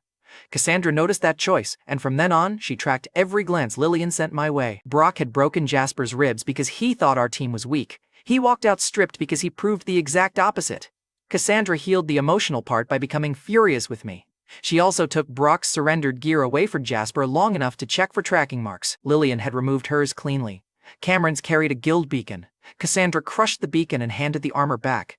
Even during the argument about my secret, she was still protecting the team from the next consequence. Once Sadie stabilized Jasper, Cassandra dragged me away from the others and demanded to know how long I had been hiding that strength. I told her I had gotten stronger recently. She accused me of using the word recently the way criminals use the word misunderstanding. Then Cassandra stopped, looked back at Jasper, and said she was happy for me. She accepted that I had reasons, and told me to ask for help if those reasons ever started killing me. I promised, and yes, another promise. My historical performance remained alarming. Lillian paused near the exit before following Cameron. She glanced at the equipment Jasper had taken and told me Brock deserved the loss. Cassandra heard that too, and the team asked whether I planned to join a university or a guild. I refused both commitments. Institutions came with forms, supervision, and people who got upset when their temples vanished, so I led the group deeper into the realm and kept training. Days passed, and even with Aaron's potions, normal combat moved at a pace that felt insulting after my boss kills. I gained 1 level across several days and complained to Duncan that being overpowered had somehow become manual labor. We took a break at his mansion and played games instead. Duncan, a level 137 martial artist feared across Westbridge, was terrible at team strategy. He charged every objective alone and blamed the controller when the enemy collapsed on him. I told him to protect the support player. Duncan asked whether I was testing his defensive instincts. I told him I was trying to stop us from losing. He wrote that down mentally as great boss doctrine anyway. Then Hannah invited me to an auction at Blackstone. She introduced me to Luther Daniels, the senior appraiser hosting the event under Mayor Royce's instructions. Luther treated me like royalty, which mostly meant offering tea expensive enough to make me afraid of spilling it. Hannah sat beside me and quietly translated the auction's inflated descriptions. The scar near her wrist still showed when she lifted the catalog. But the staff now opened the client room for her and waited for her instructions. Hannah whispered, "Try not to buy the whole room." I asked what happened if the room was useful. She leaned closer. "Then at least let me earn the commission." That was not subtle, and I respected it. A historic, tactical relic turned out to be an old shield with a repaired handle, while a rare mobility artifact was a boot that only moved faster downhill. I ignored weapons, armor, and most skillbooks. Then an experience potion appeared with a listed 100% effect. The same result Aaron had produced in secret. For one ugly second, I wondered whether the formula had leaked. Luther explained that Azure Edge Guild had earned the potion from a newly appeared Trial of the Gods. The tower gave rewards every 10 floors, allowed only solo challengers, and had already become the most valuable controlled realm in the country. That cleared Aaron, but it opened a much worse question. Why did a divine tower carry the same knowledge inside the demon memories? My private system answered with its first direct mission. Exploit the Trial of the Gods within 60 days. Failure, death. I should have panicked, but I finally had a real objective. Which says unhealthy things about what 2 years of gaming did to my reward system. I left the auction and used Duncan's privileged certificate to reach the Azure Edge site. President Marlene Webb's guild controlled the entrance and kept outsiders behind armed guards. The tower rose from the ground like a column of white fire. The record was 42 floors. Every 10 floors paid a reward, and the best guilds in the country were already fighting over access. Duncan warned that Azure Edge monitored every challenger and would arrest anyone who bypassed the gate. I told him I only wanted a closer look. Before you ask, no, that sentence did not become more honest with time. And what did I do with Duncan's warning? I teleported past the guards. Inside the secured plaza, Azure staff were preparing another official challenger. A screen displayed the 42-floor record and the rewards gathered at every 10-floor mark. I stayed behind a barrier and watched one adventurer touch the entrance. The tower opened normally, read his class, and pulled him inside. That should have reassured me. Instead, the system mission pulsed the moment the light faded. I could feel something on the other side reacting to Void Origin, and the sensation carried the same pressure as the Sovereign that had abandoned the Guardian. Duncan contacted me through the private channel and told me to leave if the tower felt hostile. I told him I was only checking one thing. That was the exact sentence people use before making footage everybody studies later. The sensible plan was to observe the entrance and leave, so naturally I touched it. A force inside the tower recognized me. White energy crashed against my dark aura. The entrance exploded. Guards flew across the plaza, and I felt something strike through Grave Earthguard into the system itself. Then I was back on my bed in Duncan's mansion, bleeding through my shirt. The teleport was involuntary. I had crossed the city without opening my own portal, and the impact left a white burn across my chest where the divine force had passed through the automatic defense. Duncan reached the room seconds later. He saw the blood, drew his weapon, and asked what had followed me. Nothing had followed me, which made it worse. The trial had struck from miles away, damaged a system only I could see, and returned me home like rejected material. For once, the shortcut had bitten back hard enough that I could not joke my way around the cost. The impact had crossed miles in space without asking permission. My hands shook when I tried to sit up. Grave Earth Guard flickered once and failed to form. President Webb's people showed me the surviving reports later. The entire Azure control room had lost power. Every guard outside believed two gods had collided at the door. I looked at my private screen. System damage, 3%. The number jumped while I watched. System damage, 7%. But it climbed again. System damage, 34%. The damn trial had wounded the cheat behind every impossible win. I had finally found a door my power could not bully open, and the thing behind that door had already noticed me. Duncan brought me the recording and the full story afterward. Azure Edge had rewound the trial entrance with time reversal magic, and the image showed a shadow shaped like me touching the tower before a white deity appeared inside the light. The forces collided, and a label formed over my shadow. Evil God detected. The deity warned that the fugitive signature could destroy the world. Then the recording ended in the blast that had thrown me back into Duncan's mansion. So the country's strongest guild had video of an evil god sneaking past its guards in academy clothes. What exactly were they supposed to do with that? President Marlene Webb called the other national guild leaders and tried to keep the footage under Azure Edge control. That lasted until Director Wolf asked whether she planned to hide proof that a deity could attack through a controlled realm. The room went to hell in under a minute. The leaders demanded access to the tower. President Webb lost control of the meeting, and not one of them volunteered to touch the entrance next. The recording had shown something worse than raw power. The deity recognized my shadow like an old enemy. Realms were supposed to contain monsters. This thing had identified a fugitive through a door. Director Harrison Wolf, the former Nightwatch chief and the country's most experienced dark power user, rebuked them for ignoring Westbridge's earlier anomalies. Then he accepted expensive wine and a commendation when they asked him to carry the recording to the mysterious Great Boss. Director Wolf was old, blunt, and surrounded by dark flame whenever he got excited. At that point I had not met him. Later, I would call him Flame, Head Grandpa once, and spend months regretting how much he liked it. My system updated the mission while the guild leaders argued. Reach second ascension and repair the system within 60 days. Failure, death. The system called this a small task. Small compared with what kind of hell exactly? I stared at the screen and asked whether losing 60% of my remaining life would qualify as medium difficulty. No answer came. My cheat had discovered trolling and considered this crap motivational. The next day, Director Wolf arrived at Duncan's mansion with Celine and Duncan beside him.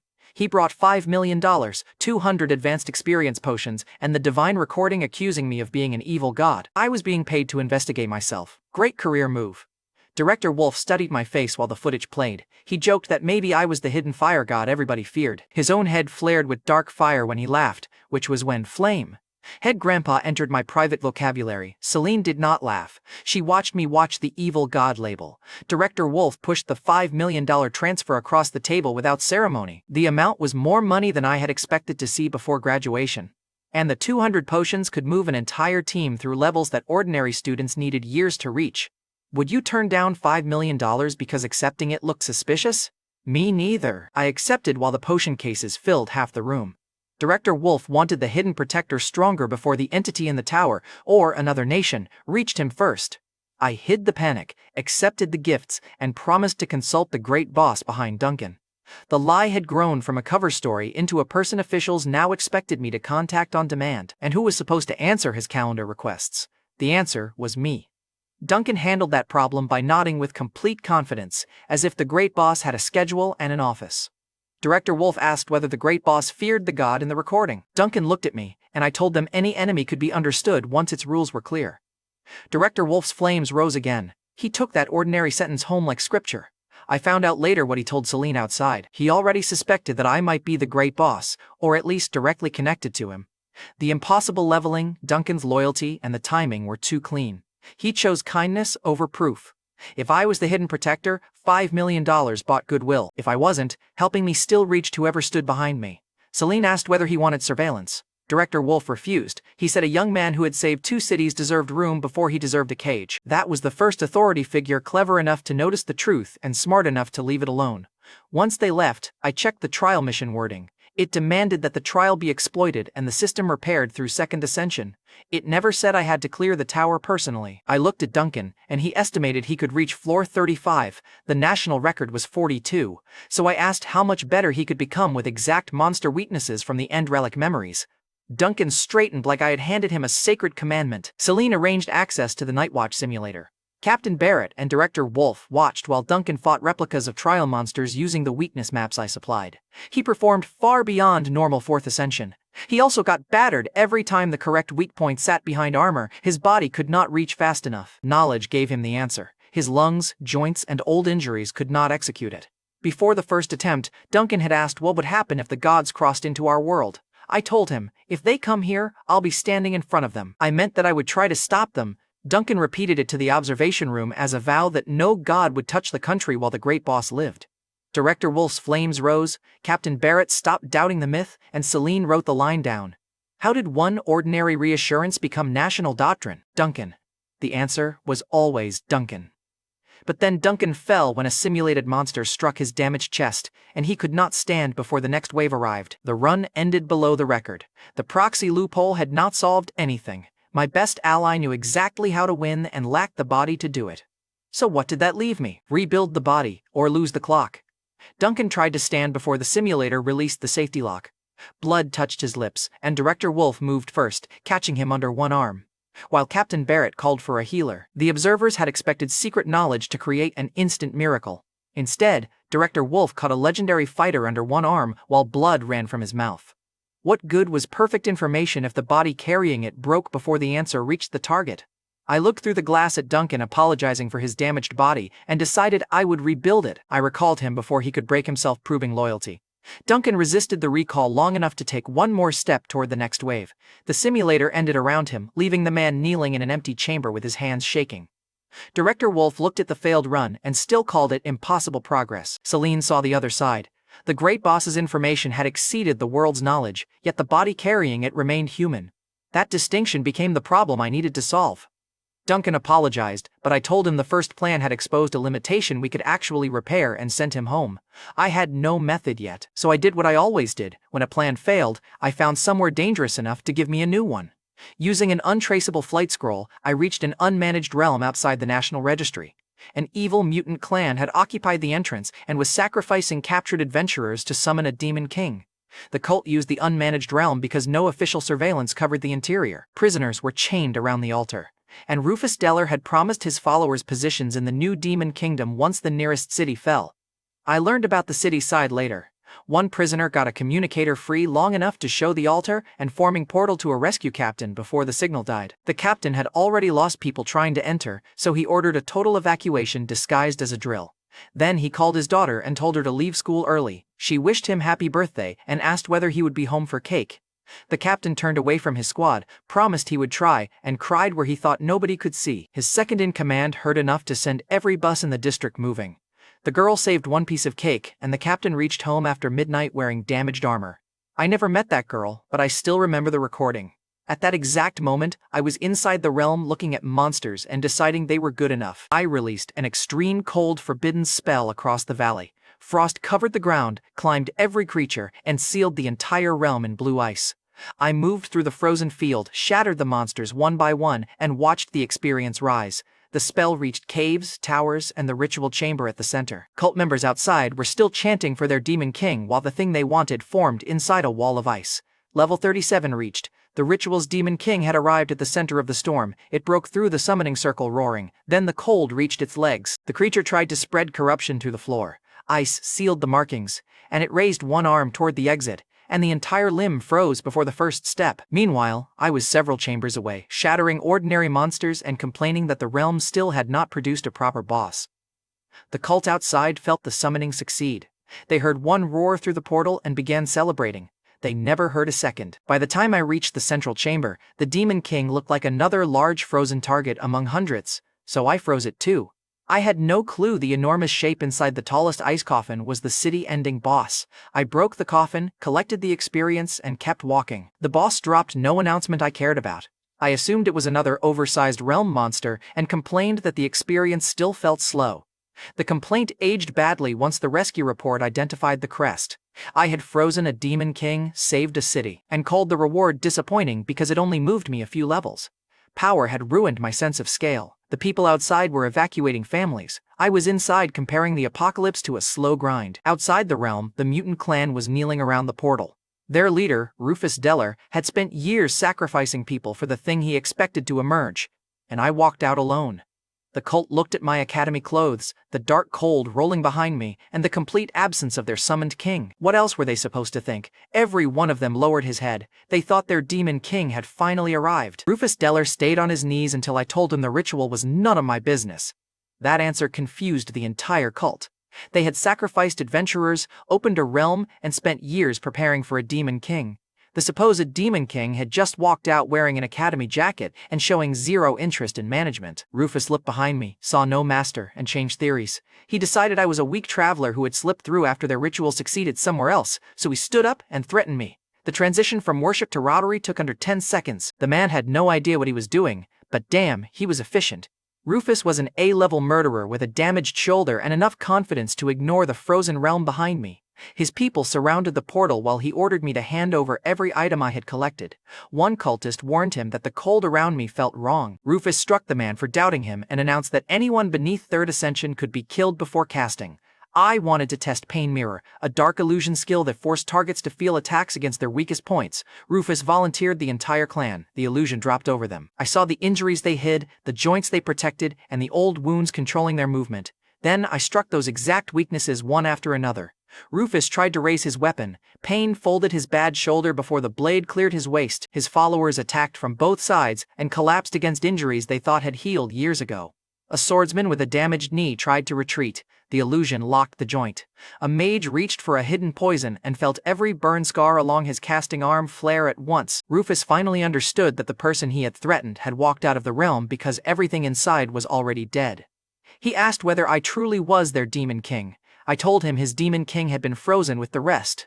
The cult that had sacrificed adventurers to summon a demon king died to the student it threatened after losing one. Rufus's last surviving follower crawled toward the portal and begged the frozen realm for help. Nothing answered because the demon king they had built their whole identity around was already experienced in my system. I collected the cult's supplies, found the prisoners' records, and left the evidence for the rescue team.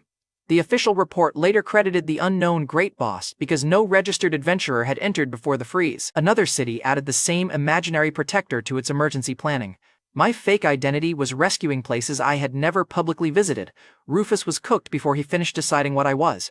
Word reached me later that the rescue captain entered the realm expecting a city-ending battle. He found Rufus's crew dead, the valley frozen, and the demon king already gone. No experience reached his team and no loot remained, which proved somebody else had cleared the crisis before them. The captain walked to the tallest broken ice coffin and found the demon king's crest inside. His second-in-command checked the city map, realized the freeze had saved every evacuation route, and sat down on the spot. The captain went home for his birthday. Once the rescue captain reached home, I returned to Duncan's mansion and recalled him from simulator training. He was still ashamed of the failed run. So I told him the first plan had exposed a physical problem we could actually solve. Then I opened a game to clear my head. Director Wolf joined our online match under a username that fooled nobody. Flame. Head Grandpa selected the heaviest tank, charged alone, and died before Duncan finished explaining the controls. He blamed lag, so I asked whether national security also blamed lag. Director Wolf's dark flames rose over the video call while Duncan treated the exchange like an advanced leadership lesson, because this group was exhausting. After the match, Director Wolf offered 2 slots in a national university training camp. He believed real combat practice mattered now that gods had appeared on video, and he wanted the Great Boss's people involved. I learned later that he also wanted Finn, his grandson, near whoever had transformed Duncan's training. He kept that part to himself for the moment. The next morning at Westbridge Ability Academy, Lillian Cortez transferred into my class. She was the 4th-ranked prodigy who had surrendered her equipment after Brock's defeat. Lillian walked past every open desk, stopped beside me, and asked whether the seat was available. It was, so she sat down. Half the boys in class reacted like I had stolen national property. I assumed Lillian wanted access to the training camp and maybe a closer look at my strength. That explanation covered part of the situation. Cassandra covered the rest when she entered the room. My 5-star childhood friend saw Lillian beside me, looked at the empty desks around us, and asked why the national prodigy had chosen that exact seat. Lillian smiled and said the view was better. Cassandra placed one hand on my desk. Ronan blocks the board. Lillian looked at me. I wasn't talking about the board. I told Lillian there were better views by the window. Lillian leaned a little closer. I checked. How do you survive 2 ranked girls negotiating the seat beside you? I opened my game and pretended the loading screen needed emotional support, while Cassandra pulled the chair on my other side closer and sat there through the next class. The teacher looked at the three of us, decided the seating arrangement involved forces beyond education, and continued the lesson. The hallway got worse before lunch. Principal Randall Vickers from Arrival Academy arrived and accused our principal, Sheldon Park, of stealing Lillian and her training camp slot. Principal Park denied recruiting her. Lillian calmly confirmed she had chosen the transfer herself. Principal Vickers demanded that she return. Lillian asked whether he planned to drag a nationally ranked student through the hallway. The students nearby raised their phones. Principal Vickers looked pissed, but he suddenly remembered dignity. But Director Wolf entered with his grandson, Finn Wolf. Finn was a young blood knight whose dark power flared when his emotions slipped. Director Wolf transferred him into Westbridge 2 and announced that 2 provincial camp slots belonged to our academy. Principal Vickers had arrived to reclaim one prodigy. He left after watching a national director deliver another. Principal Park followed him to the front doors and politely offered directions back to his own academy. Students who had spent years treating Westbridge as a lower-tier school recorded the whole exit. By lunch, applications to transfer into our academy had spiked. Lillian's seat choice and Finn's arrival had turned my ordinary classroom into the center of the province's talent race. The hallway students stopped calling our school ordinary because that argument was dead as hell by lunch. Back in class, Cassandra and the core team crowded my desk. Aaron arrived with a potion case, and the strongest student cluster in the country had somehow formed around the boy, everybody still officially listed as 1-star. Sadie looked around the group and asked whether my bodyguard program had started accepting ranked applicants. Cassandra told her there was no program. Lillian asked where to apply. I kept my eyes on the game because my preferred form of cowardice had excellent battery life. Cassandra and Lillian exchanged a long look. Lillian clearly had not expected another girl to claim so much territory around me. Cassandra clearly disliked how comfortable Lillian looked in the seat. Their rivalry stayed polite for nearly 4 minutes. Lillian asked whether Cassandra always sat that close. Cassandra answered that she had known me since childhood and did not need permission. Sadie arrived halfway through and took the desk in front of us, turning around so she could watch both girls without pretending otherwise. I asked whether anybody planned to attend class. All 3 looked at me like I was the one changing the subject, which, to be fair, I absolutely was. By the end of class, Lillian was no longer just the girl who had surrendered gear in the realm. She had chosen the seat beside me. Cassandra had moved her own chair closer. And the classmates around us were asking what every elite girl had noticed first.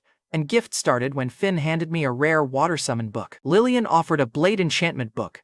I could not use either until a 5-person secondary realm unlocked the right conditions, so I returned the pressure by giving each of them 20 advanced experience potions. Finn stared at the case like I had handed him a house. He asked whether Director Wolf knew I was distributing national-grade potions in class. I told him his grandfather had delivered 200 of them to my door.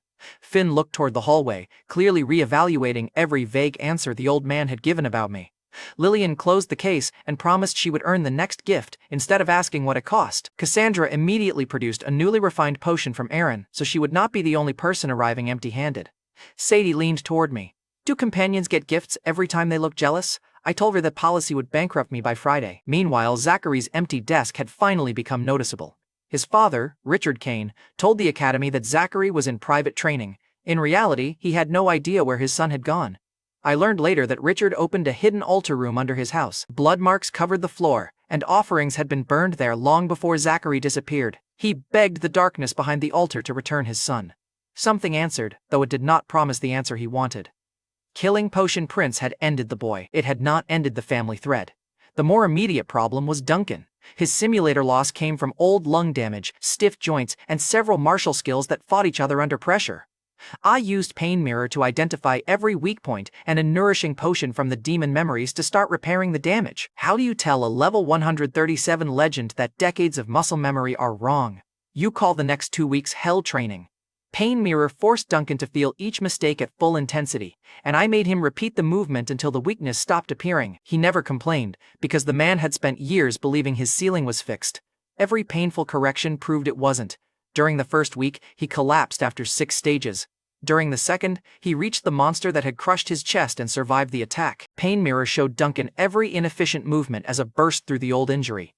I changed one skill combination, removed a technique that strained his lungs, and forced him to rebuild his footwork from the ground up.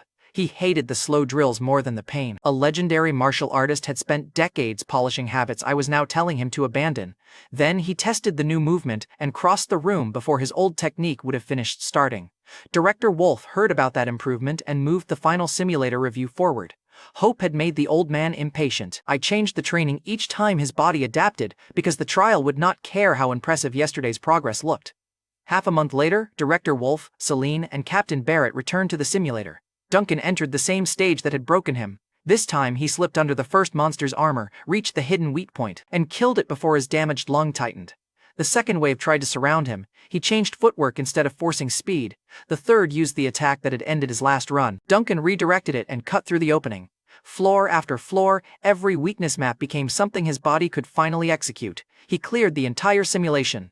When the doors opened, Duncan dropped to his knees. He laughed once, then covered his face and cried. He had trained most of his life. In 2 weeks, the limit he had accepted as permanent was gone. I had no joke for that one. Director Wolf told me later that he watched Duncan and touched the dark flame burning along his own arm. The old man had started wondering whether the great boss might also slow the power eating his lifespan. Duncan stood, bowed to me, and asked for permission to challenge the real trial of the gods. He was finally ready to walk back into that tower. The next run would decide whether the great boss myth stayed local or became the whole country's problem. Azure Edge opened the trial reception for Duncan, and all 7 National Guild presidents arrived in person. Most of them had failed the tower themselves. Now they were lining up to greet the representative of a great boss none of them had met. Duncan placed his phone beside the entrance so I could watch from home. President Webb tried to stand closest to the screen. 2 other guild leaders shifted with her. Within 30 seconds, the country's most powerful adventurers were crowding around a phone, hoping my camera might turn on. I left it off, and Duncan entered alone. He passed floor 10 before the reception finished settling. The first reward barely slowed him. At floor 20, he used the monster weaknesses exactly as we had trained. At 30, he took a hit that would have ended his old simulator run, adjusted his breathing, and kept moving. Every floor displayed the challenger to the reception. Duncan's sword movements looked simple until a president tried explaining them and realized he could not. He reached weak points before the monsters finished exposing them. President Webb's record had been 42 floors. Duncan reached 43, and the room behind the phone lost all dignity. Guild leaders leaned over the screen. Staff stopped pretending to manage the reception. And President Webb asked whether the great boss had personally designed every movement. Duncan answered that the great boss had merely corrected his flaws. That answer was worse for them, and you could see every damn recruitment plan getting more desperate.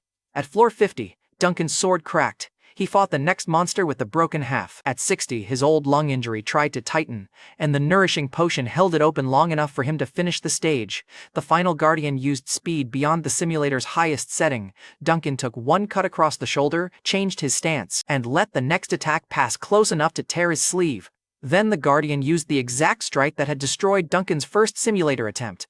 He stepped inside it, struck the hidden weak point, and ended the fight with the motion pain mirror had forced him to repeat thousands of times. The trial went silent. World first trial clear achieved. Duncan had done it. For a moment, he stayed alone inside the cleared chamber with his broken sword lowered. The man who had cried after the simulator did not celebrate. He looked at the final guardian, then toward the phone carrying the result back to me. Duncan bowed to the empty room. President Webb's staff had prepared banners for an Azure Edge record. Duncan never looked at them, and one embarrassed employee quietly lowered the unused banner while the presidents reached for their phones. The first reward was a forbidden spell from the gods. The reception erupted until the trial tried to place the spell inside him. Then a rejection message appeared. Profession structure too primitive. Reward incompatible. A world-first prize had just told the winner his entire civilization was underqualified. What the hell were we supposed to call that? For 1 second, nobody in that room knew whether to celebrate or declare war on the interface.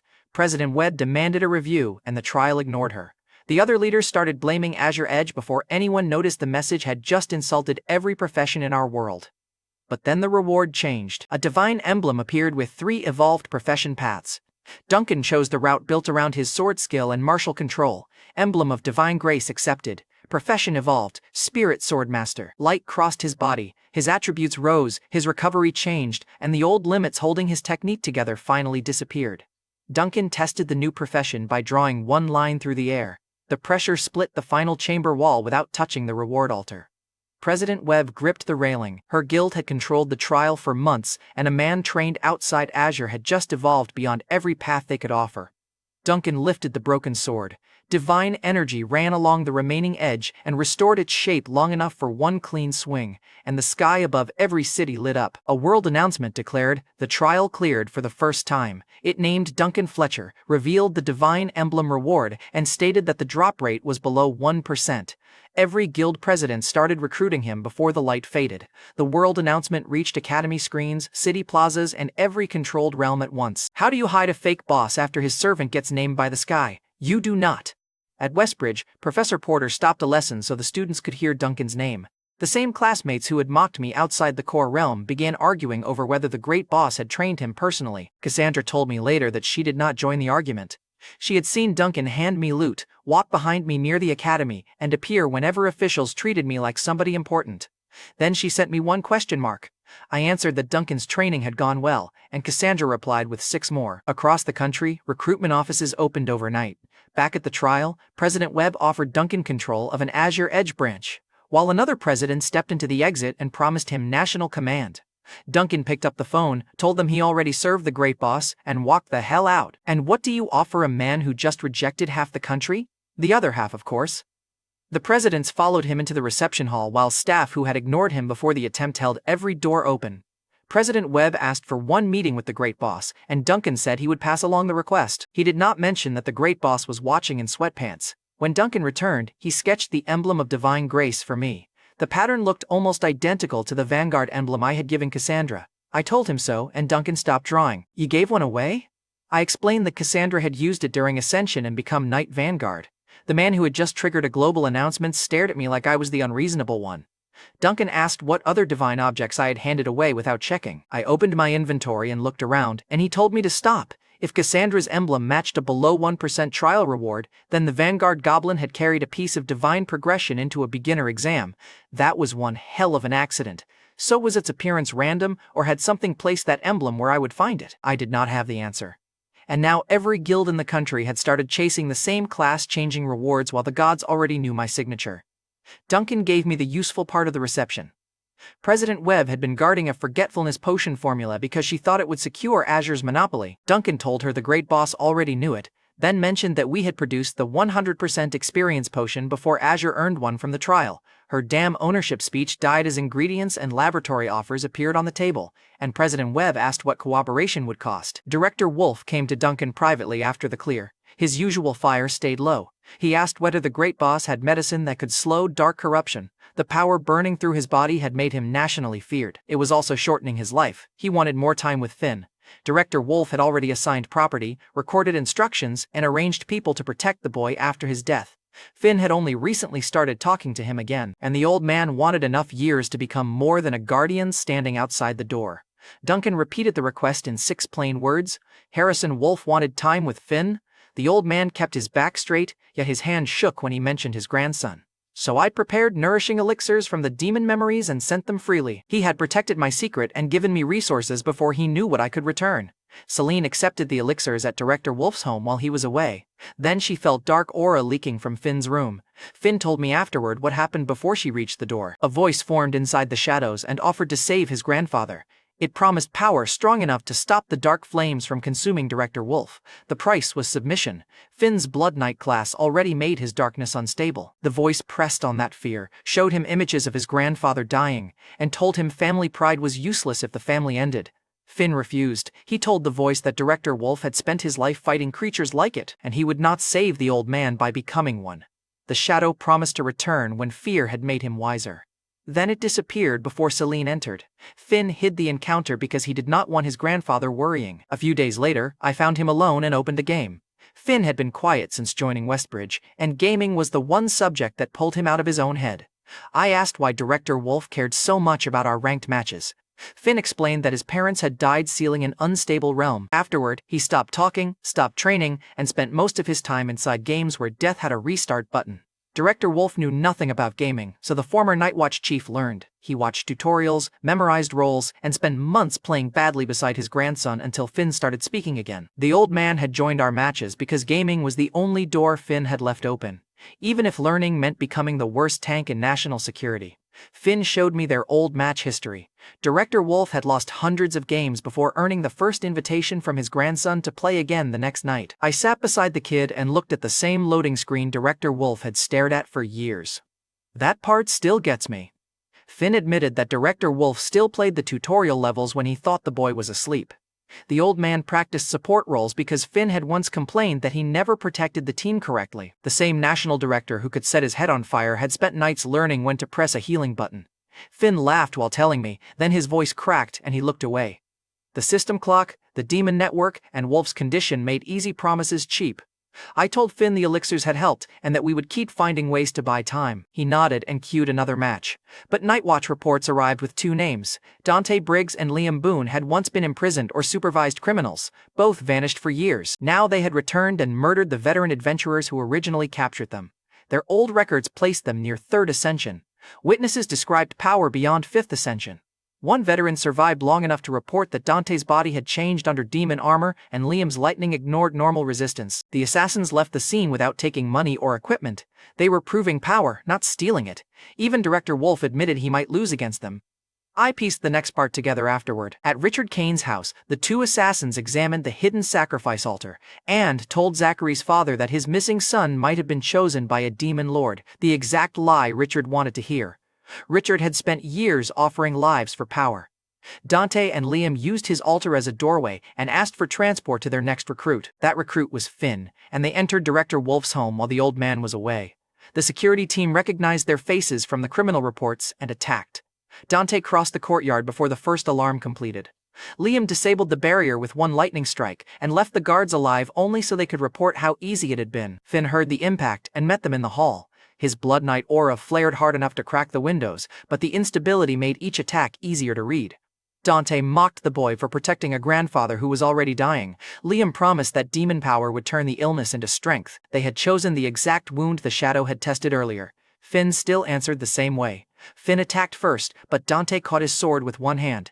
Liam drove lightning through his ribs and threw him across the room. They offered the same bargain as the shadow: accept their demon master's power, save his grandfather, and become a disciple.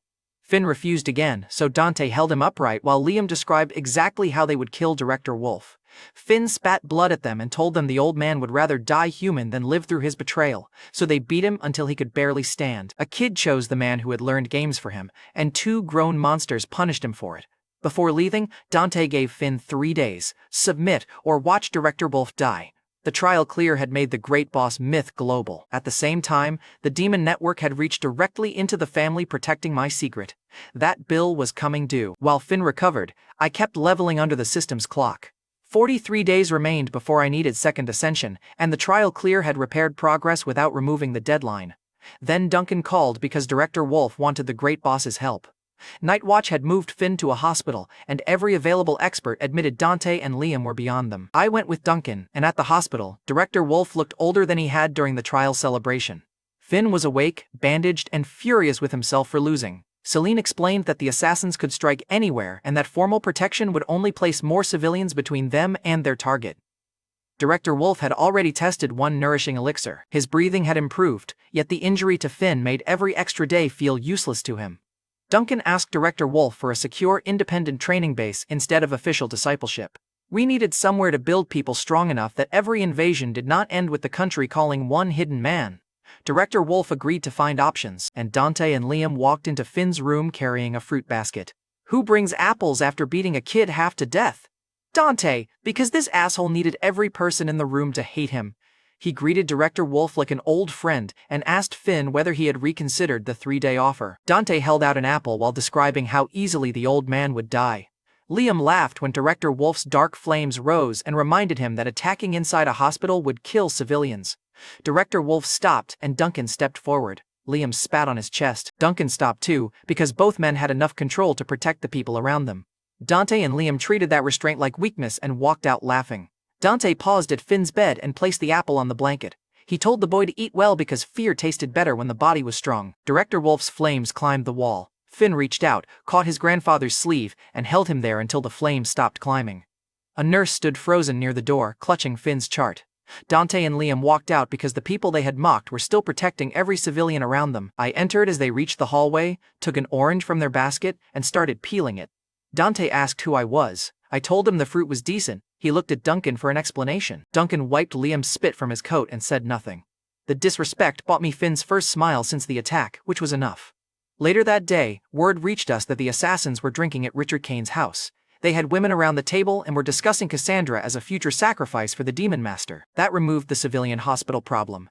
Duncan and I went straight there. Director Wolf wanted to come. Finn asked him to stay. The boy had already watched his grandfather nearly lose control in the hospital. He told the old man that chasing the assassins personally would give them exactly the death they had promised.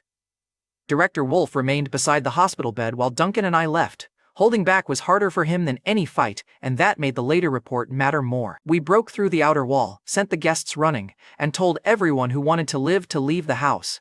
Richard Kane tried to protest until Dante shoved him aside and announced that the sacrifice owner had no authority over real power. The room cleared, and Liam attacked Duncan with lightning. The bolt hit hard enough to tear the floor apart. Duncan caught it on his sword, redirected the current, and walked forward through the blast. Liam's smile vanished because the assassin had returned beyond Fifth Ascension and expected the old martial artist from his records. He had met the Spirit Swordmaster version built through Pain Mirror and a Divine Emblem. Liam changed techniques, splitting the lightning into several curved strikes. Duncan cut through the first, stepped between the second and third, and hit him across the mouth with the flat of his blade. Liam glanced toward Dante for support. Duncan hit him before the glance finished. I sat at the table and opened the assassin's snacks. Dante shouted that we should coordinate. I told him Duncan seemed busy. Meanwhile, Duncan punished Liam every time the assassin looked away. The fruit basket had been rude.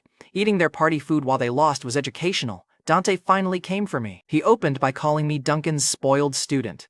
He expected the legendary fighter to carry the real threat and treated my academy-age body as leverage. His first punch landed against my ribs. The second clipped my jaw. I let both connect because Predator Drive needed sustained combat and because my ordinary technique genuinely lacked experience. Dante announced every small advantage to the surveillance orb, trying to humiliate the great boss through me. But the passive began closing the gap. The observers watched his confident commentary shorten from speeches to curses to silence. He released demonic force, grew armor across his arms, and mocked my simple punches. I had entered the fight without forbidden magic because I needed real close combat experience before every god in existence learned my address. Then, Predator Drive activated. Predator Drive active. Physical attributes rising. The passive increased my strength and speed during sustained melee, climbing toward roughly double my normal attributes. At first, Dante read my awkward technique as weakness. He blocked, countered, and smiled whenever he landed a hit, and my next punch moved faster. The one after that pushed him backward. His counters stopped reaching me, his armor started cracking, and every second he spent proving he could win made the fight less winnable. Dante drove me through a table and announced that technique would always beat raw power. I stood, brushed snack crumbs off my shoulder, and hit him hard enough to break the armor covering his ribs. Director Wolf's team watched through a surveillance orb outside the house. Duncan told me afterward that Celine kept reading the rising measurements and checking whether the device had failed. Captain Barrett watched the one-star student from Ironwood trade blows with a demon-enhanced assassin and finally understood why the exam anomaly had vanished so cleanly. Dante asked to negotiate and boasted that his demon master killed demon kings, collected their remains, and could grant power beyond anything I understood. I stopped hitting him, and Dante mistook my interest for fear. I asked where the master kept those remains. His threat had just advertised an end relic. The absolute state of this man's stupid-ass sales pitch.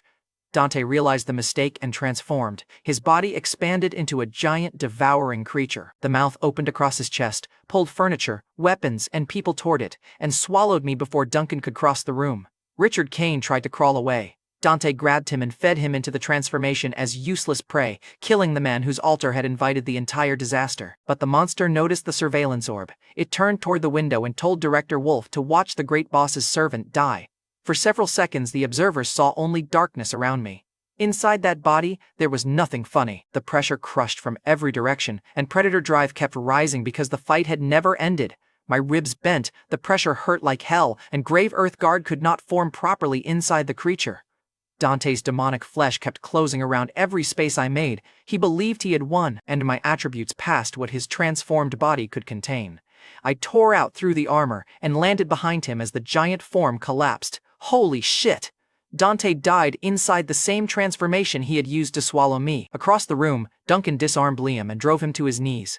He told the assassin he would meet his partner soon, then cut him down and kept him alive just long enough for me to ask one question. Where was the Demon Master? Liam gave us Red Mist Valley. Duncan finished it, and outside, the surveillance team exhaled at the same time. Captain Barrett lowered the weapon he had never been able to use. Celine stopped the recording before the images could reach the ordinary network. Director Wolf watched from the hospital beside Finn. When Liam fell, Finn closed his eyes and finally let go of his grandfather's sleeve. Finn's attackers and his grandfather's enemies were gone, and Duncan had paid the line for his fallen master too. But the demon patron remained, and now I knew he carried exactly what I wanted. In Red Mist Valley, the patron felt Dante and Liam's soul artifacts shatter. The absorbed memory later showed me his chamber, enemy bones stacked as trophies, human servants controlled through dark marks, and an old legacy teaching him to turn fear into obedience. He heard Liam name the valley and prepared to kill whoever arrived. He armed every servant, opened the mist barriers, and waited beneath a tower built from the remains of enemies. I entered through heavy red mist and could not see 10 feet ahead, so I used forbidden lightning as a search method. Bolts carpeted the valley, cliffs split, demon camps vanished, and the patron stepped out of his chamber just in time to catch the largest strike. When the mist cleared, I found a charred body beneath the rubble and realized I had already killed the boss. The patron's human servants had been trapped behind the valley barriers for years. When my lightning erased the control marks, the poor bastards woke with no idea how much time had passed. One pointed toward the ruined chamber and asked whether I had come to challenge their master. I looked at the body. The challenge had been damn brief. The memory inside the end relic later confirmed that the patron had prepared traps, summoned guards, and rehearsed a speech about my death. None of it survived the first search spell. I had expected a fight. He had failed to survive my entrance. Abyssal Convergence detected the end relic inside him. End relic absorbed. 100 total attributes acquired. Level 40 reached. A new high-level summon appeared in my system, Black Gate, a dark opening capable of calling demon lords for as long as my control could hold them. The spell description refused to promise obedience. Duration depended on my authority, and anything stronger than my control could turn the gate into a second invasion. What could possibly go wrong with summoning demon lords who might ignore me? Plenty. I had gained army-scale power and another reason to build Site 51 before testing it. The threat had become loot before he finished introducing himself. How badly do you have to misread a fight for your own boss to become my shopping list? Dante managed it. Duncan reported the assassins eliminated, and the national officials started offering private training sites before another country could make a better offer. Duncan took me straight to the ridiculous one. Site 51 was an unused 10-floor underground base built to train roughly 2,000 people. With realm access, living quarters, sealed combat floors, and enough isolation for forbidden methods. I chose it before the tour finished, while Director Wolf expected administrative demands. I asked for direct intelligence on dark disappearances and permission to choose my own people, and he accepted both. Then he handed Duncan the access key and asked only that the people trained there answer when the country truly needed them. I agreed, and I had started the story hiding behind a bush because one drone could expose me. Now the government had handed me 10 floors and asked me to keep the secret powerhouse inside the country. The key sat in Duncan's palm, and dark disappearance reports were already waiting on the new channel. Site 51 was not going to stay empty. Site 51 opened while reports of new dark disappearances kept arriving. Director Wolf understood the problem before I said it. One hidden expert could save one street, one realm, or one city at a time. The network spreading through the portals had no reason to attack politely in one place. The nourishing elixirs had already improved his condition. His flames burned cleaner, his breathing stayed steady, and Finn could finally look at his grandfather without counting every cough. Finn packed for a 5-person training group. Director Wolf slapped his shoulder, told him to follow my instructions, and reminded him that their ranked game score still needed repairing. The old man had turned survival into competitive trash talk. Finn rolled his eyes and smiled anyway. Then my core team teleported into Site 51 with Duncan waiting beside me. Even the ranked students stopped talking when they saw the sealed gates, realm chambers, and rows of training stations. Jasper asked whether a major guild had abandoned the base. Duncan told him the government had never found anyone it trusted enough to use it. Sadie finally asked whether my mysterious bodyguard position included underground housing. Cassandra answered before I could. He doesn't have bodyguards. Lillian glanced around the private fortress. He clearly has applications. What was I supposed to say while 3 girls negotiated jobs I had never posted? I told them access would come from training, improvement, and protecting the group.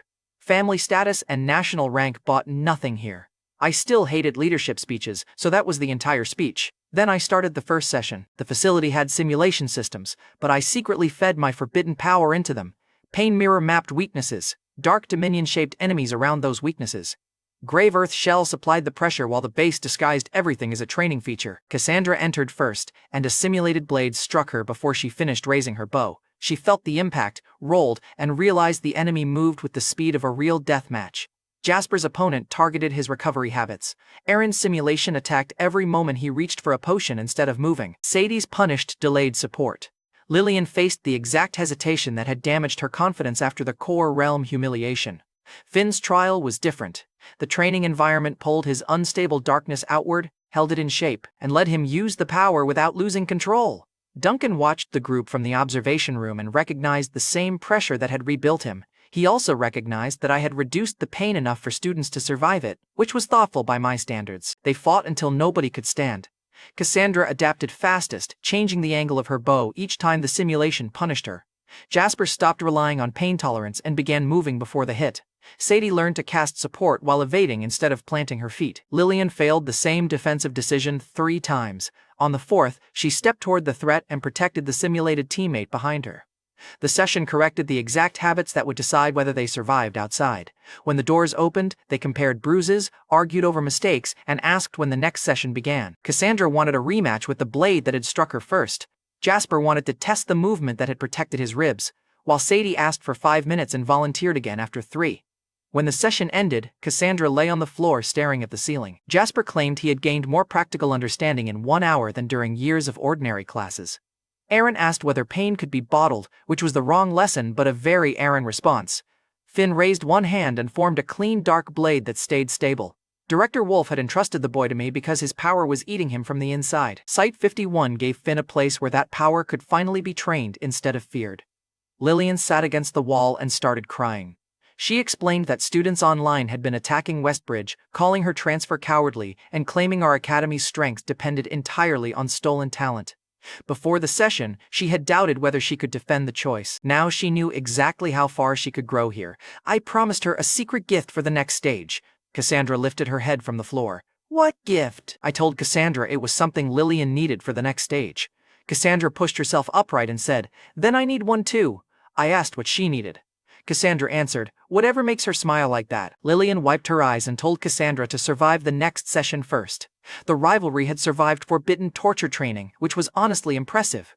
But while they argued, the second end relic memory opened. The demon memory gave me 3 images. First, 12 divine lords fed on worship while wars spread beneath them. Second, one rebel named Omniscient God Valor stood against the other 11 after losing most of his family. Third, the victors branded him evil and hunted his signature across stronger worlds. The trial had reacted to my power as if that signature belonged to Valor. Was the system his inheritance? Was I connected to him some other way? Or had the trial mistaken a similar power for the same fugitive? The memory could not answer, and demon kings had their own loyalties and lies. The only hard fact was that 11 gods had recognized something in me and tried to damage it. And what the hell was I supposed to do with that? Send them a questionnaire? I still had 13 levels to gain before the 60-day clock ran out, so I returned to an unmanaged realm and started leveling. An armored minotaur charged me near the entrance. I met its axe with an ordinary sword, and the blade snapped on the first impact. I stared at the broken weapon, and the minotaur swung again. I threw the useless hilt away, stepped inside the axe, and killed the boss with raw strength. Level 47 reached. My wind skill transformed into a corrosive dark version, giving me another ranged option. The power gain was welcome. The broken sword was the part I could actually solve before dinner, so I went to the nearest Blackstone branch. The manager recognized the Supreme Black card and opened the private weapon vault without asking where an academy student had found the money. I asked to see every top orange grade sword in stock. There were 7, and Sky Vault was the best, a blade strong enough to survive high-level force. How many swords do you buy after one snaps in the first exchange? The manager expected one, so I bought all 7. The manager, still processing the size of the damn sale, asked whether I wanted separate cases. I told him one inventory transfer was fine. He explained that Sky Vault alone usually required weeks of negotiation, then remembered the Supreme Black card and stopped explaining. The other 6 blades solved different durability problems. Buying the full set meant the next broken weapon would become an inconvenience instead of a retreat. It also emptied the branch's prestige display in one sale, which was why the arriving customer noticed immediately. He checked the total twice. Then he ran the card and watched the sale clear without blinking from my account. Buying backups was the simplest solution, which is exactly why it became somebody else's problem. A staff member rushed into the vault and whispered that another powerful young master had arrived for Sky Vault. His guards demanded to know why I received priority when their master also carried a Supreme Black card. The manager glanced at the signed sale, then toward the door. What do you tell a second black card holder when the first one already paid? He had no answer. He just started sweating because Blackstone had my money and he was screwed either way. 2 guards entered first. The whole damn vault went quiet, and one demanded that the manager reverse the sale before their master saw it. The manager showed them the timestamp and my Supreme Black card authorization. The guards ignored the receipt and asked who I was. I stayed beside the 7-sword cases while the staff moved away from the doorway, and the second card holder walked in. The same one-star joke who'd had ranked girls fighting over his seat now had an elite stranger fighting over a sword I had already bought. Sky Vault was mine. His guards expected me to move, and that was where this part stopped, with the next wrong person to provoke me filling the doorway.